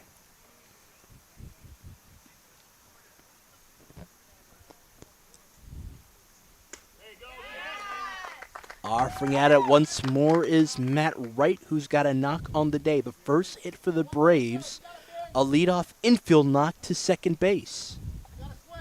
A good charge at it for Boma.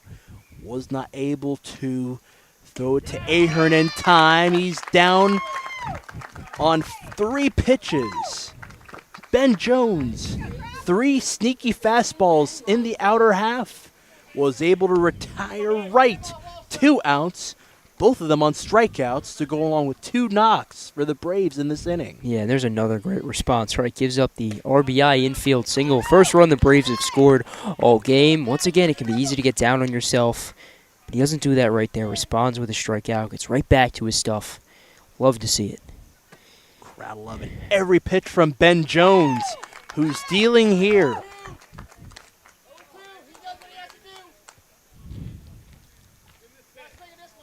He was able to strike out 2 batters in the 7th, and does so here as it's off of the shoulder of the home plate umpire Klinger. Still an 0-2 count. 2 hits allowed and a run in this inning. Braves down by 3 runs. 4th offer this time. Not too similar to 3 pitches to Wright to retire him. Can it take 5 to retire Ben Robinson and strand a man at first and Albright? A great night. Gives way to the foul ball again. 5 pitches. And a 1-2 count for Ben Robinson in the 7th spot in the lineup for the Braves. 5 hits on the day for them. Only 1 run to show for it. And a great block behind the plate for McNeil.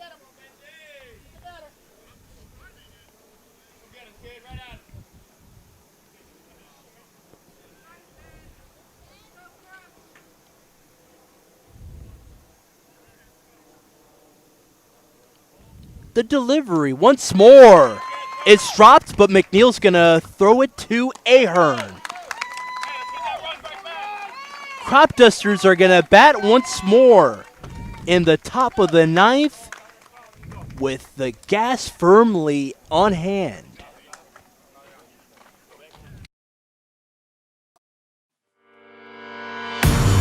Echoes of your words crashing into me. Drown me in your lies, and there's no way to breathe. And my walls will keep you down. I am safe without the sound of you around. It's getting colder, and I'm the storm that's taking over.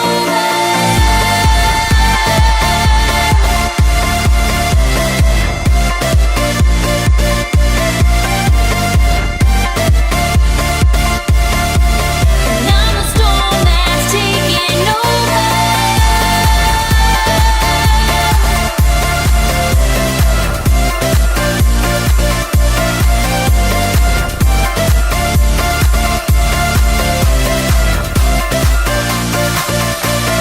Echoes of your words, echoes of your words.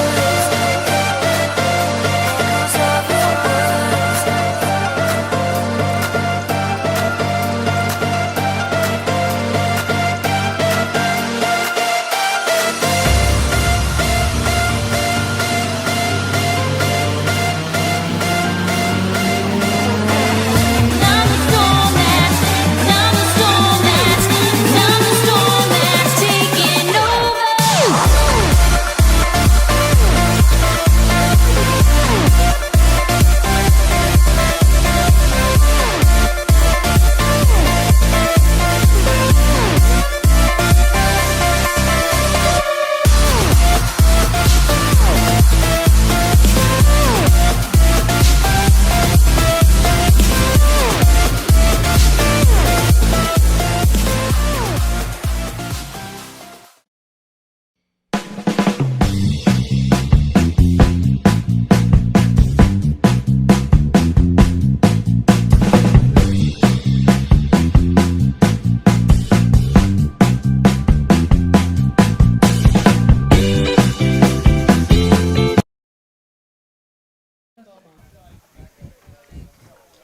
Crucial top of the ninth inning for the Cropdusters.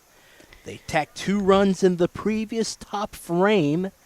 Boma will start things off with only a walk in his 4th plate appearance on the day, with a new pitcher on the mound, Caleb Briss, in for Robert Hall.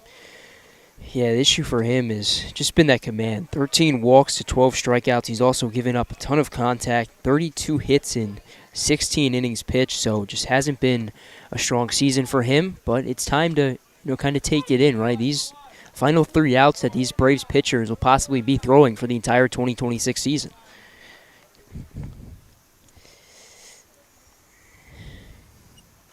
Oh, to the count. Riss trying to get an early jam here against Boma. He's going to work back into the count. 1 ball to 2 strikes. Brian, a guy who loves to go deep. Can he do that against Rist in the 9th? The foul ball swept aside that time. Hey, opposite way, though, that's a line drive and it will drop down at the left center field gap. And that's what's hard, right? You just have the different dimensions of these fields, and you have to try and put it into different parts of ballparks and different parts of places. At the warning track and on the hop. Meltier gets an out on Ryan Boma. Now batting number 3, the center fielder, Brian Scott. That looked majestic, though. That fly ball looked good.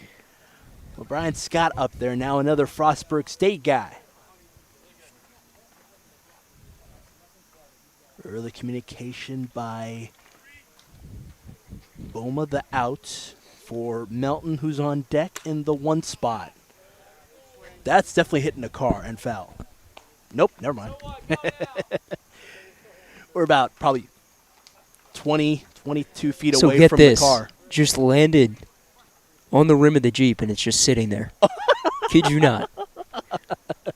So if somebody doesn't check their Jeep, they're going to be driving away with the baseball. Hey, why not? A good souvenir. Hopefully it doesn't rain later where they have to put on the windshield and the scrapes. Hey, How did I get this baseball? It's a part of the windshield. Did I get it from Advanced Auto Parts? Now, if you watch the broadcast, I would have warned you. We warned you, yeah. Now to the action with Scott. Down in the count, 1 ball to 2 strikes. High pitch, though, and an even count. Guy who loved to swing at it early. We saw it yesterday in the win against the Braves in Game 1 of the semifinals. Drove in the 2 crucial runs to win it 3-1. And he swings at the 2-2 here. 2 outs as we go to the top of the order for the 5th time with Melton, who had a word with Boma after he flew out and represented the first out in this inning. Top of the 9th, always crucial for the Cropdusters on the road.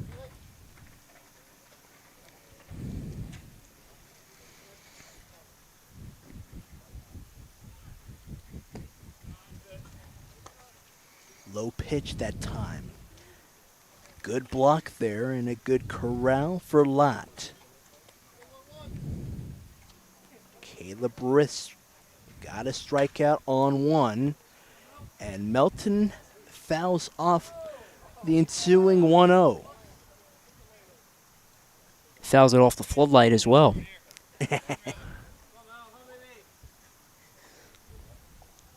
So the 3 relievers so far, Sifker, Hall, Riss, who's on the mound right now, each have a strikeout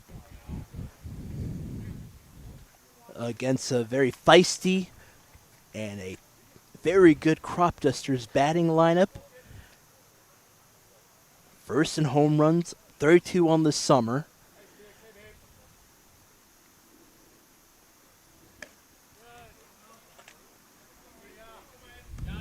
And 300 plus runs through 38 games.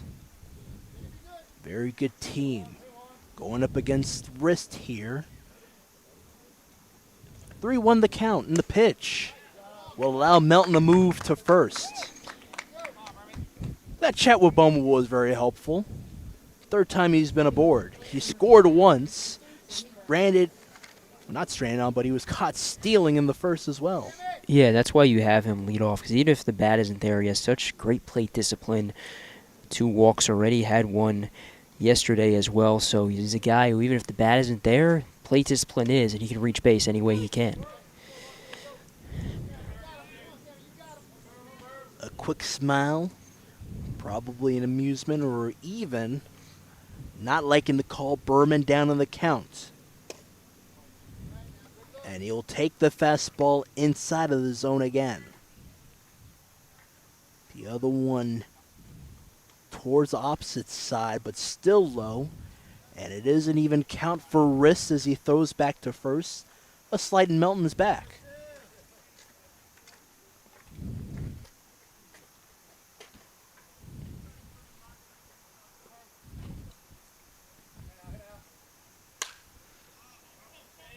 And this one lifted into shallow right center. It's caught by Peltier, stranding Melton on at first.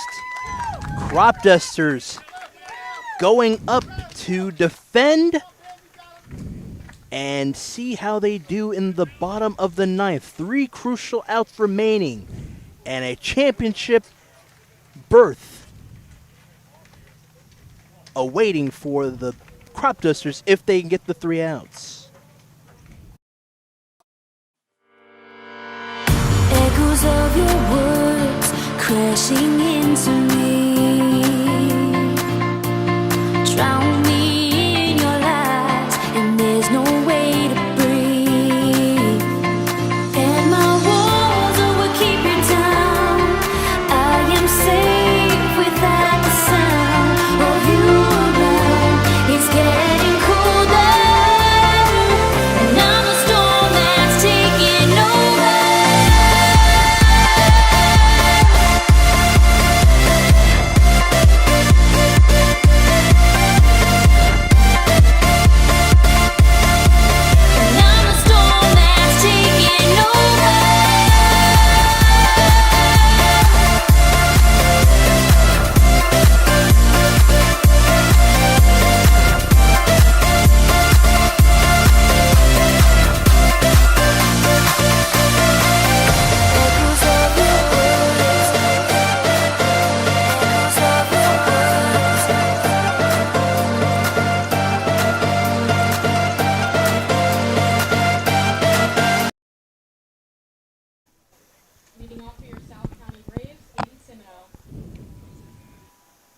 Deep in the bottom of the order for the Braves, who hasn't been able to contribute, Simoneau and Robinson. 3 strikeouts for Robinson and 3 putouts for Simoneau in the infield. And I like Bullpen clearing out. Yeah, I like the decision to keep Jones here because that's back-to-back days. You're just using one guy out of the pen. You have tomorrow off if you win this game, so that's big. You have basically a fully rested bullpen going into the most important series of the season. If they can get the out, it looks like a grand day out in Catonsville for you. Definitely going to be tuning into that Senators Big Train match, though. There you go. A lot on the line. With a swing and a miss that time.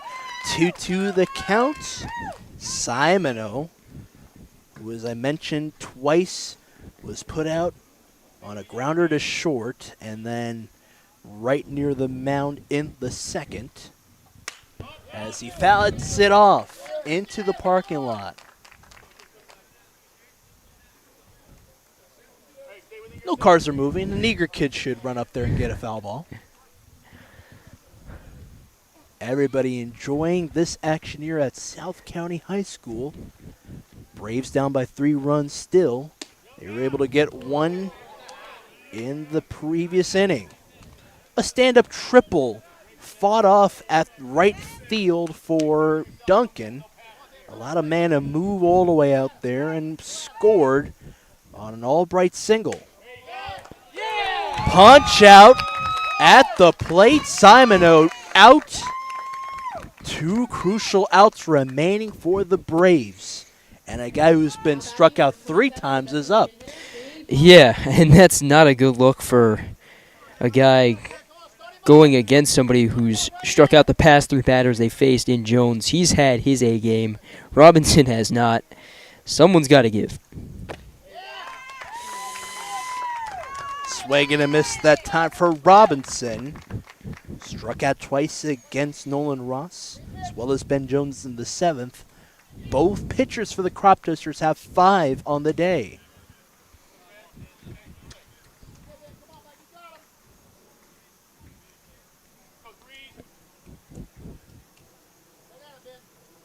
Outside of the outcome, we've got to give a lot of credit to this coaching staff, led by leader and bench coach Mike Evans, rest of them, as well as GM Brian Brewer assembling this team. It's been fun to watch them all summer long. Yeah, and it's a group effort, right? It's not just the guys on the field making it work. It's the guys who Brian Brewer handpicks to be on this team, and it starts, with President Brad Scott and entrusting Brewer to that role. So it's just everything's coming full circle. Another even count. Striking out on the 2-2 was Simoneau. Robinson in a jam here. And he's down on a swing. Quick word with the home plate umpire, Klinger. And the potential last batter for the Braves in 2026. The top guy, Peltier. Yeah, if there's some silver lining, you're back to the top of your order. So this is the time to do some damage, mainly because you have to, and no better way to start it off than the top of your order.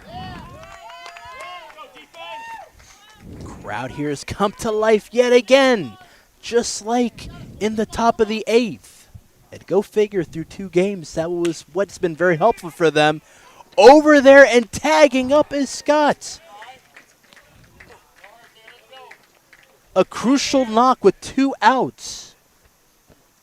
Up to bat for the Braves, number 17, the shortstop, Chip Press.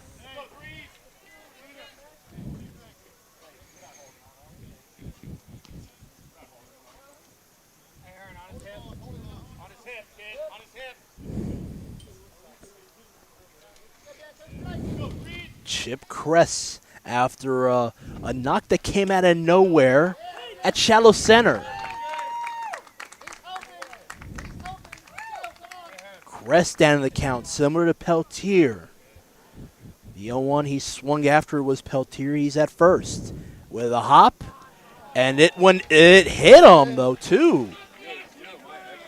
2 base runners on after 4 pitches. And even before that, striking out 2 of the first batters in the inning. Yeah, but anytime he's faced adversity, right, he gives up the triple, then the strikeout. The RBI infield single, strikeout. So I have no doubt that he's going to respond admirably here. Rosenthal coming up after 4 offers and 2 strikeouts in this inning.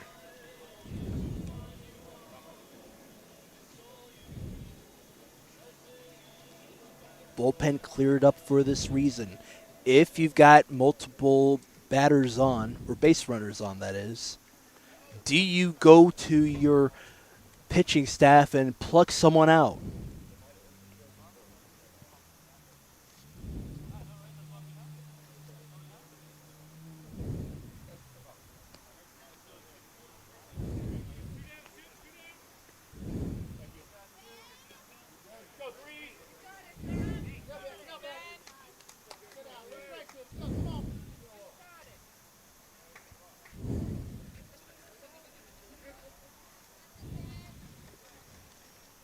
Nothing down the line. Berman, nothing down the line. Chip Kress as well as Peltier on at first and second. Ben Jones still has great command, though. He's got a good grasp at the lower half, and he is not allowing a guy to get a ball. Robert Kelly, the third spot in this lineup, looks at a pitch inside. First batter in this lineup to see a 1-1 count in the bottom of the ninth. Goes to show how well Jones has been pitching. That's incredible. The 1-1 lined over to the right field gap. 1 run will score all the way from second. It is Peltier. Kelly with an RBI and a knock. 4-2 the score. And Ben Jones out of nowhere. Got good command, though. Gives up a crucial second run on the day. Yeah, and you can't be mad about giving up an RBI base hit to that guy. Kelly's been an RBI machine this season, just had the triple his last time up. So if you're going to give an RBI up to anybody, that's who you're going to give it up to. But once again, you still have 2 outs. All you got to do is just put one on the ground, and you're off to the championship series. Colin Lott, shaky day in his own right. A knock to go along with 2 strikeouts. And he's going to float this one over to Scott, and he's back. Out number 3 is through. Cropdusters, for the first time in franchise history, are hosting the championship series in the Ripken League.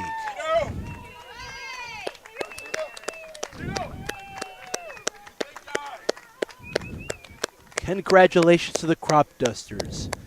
Great work for the Braves.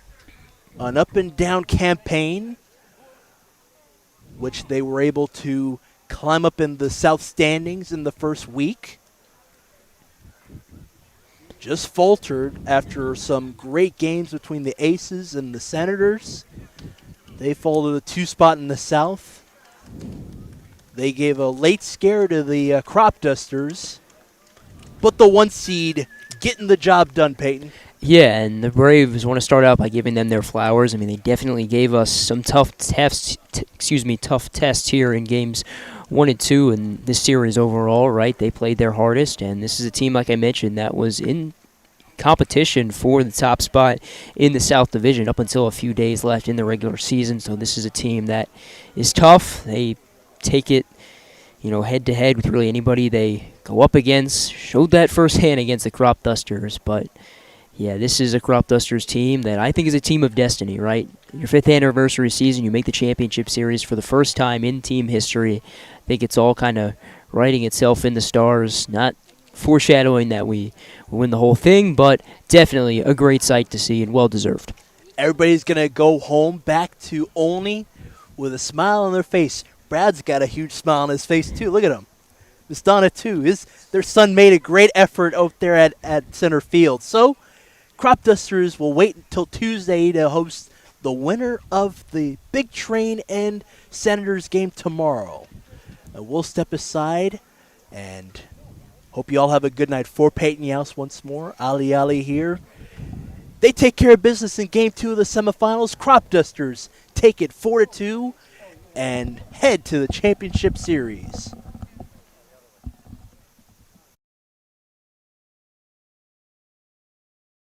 Echoes of your words crashing into me.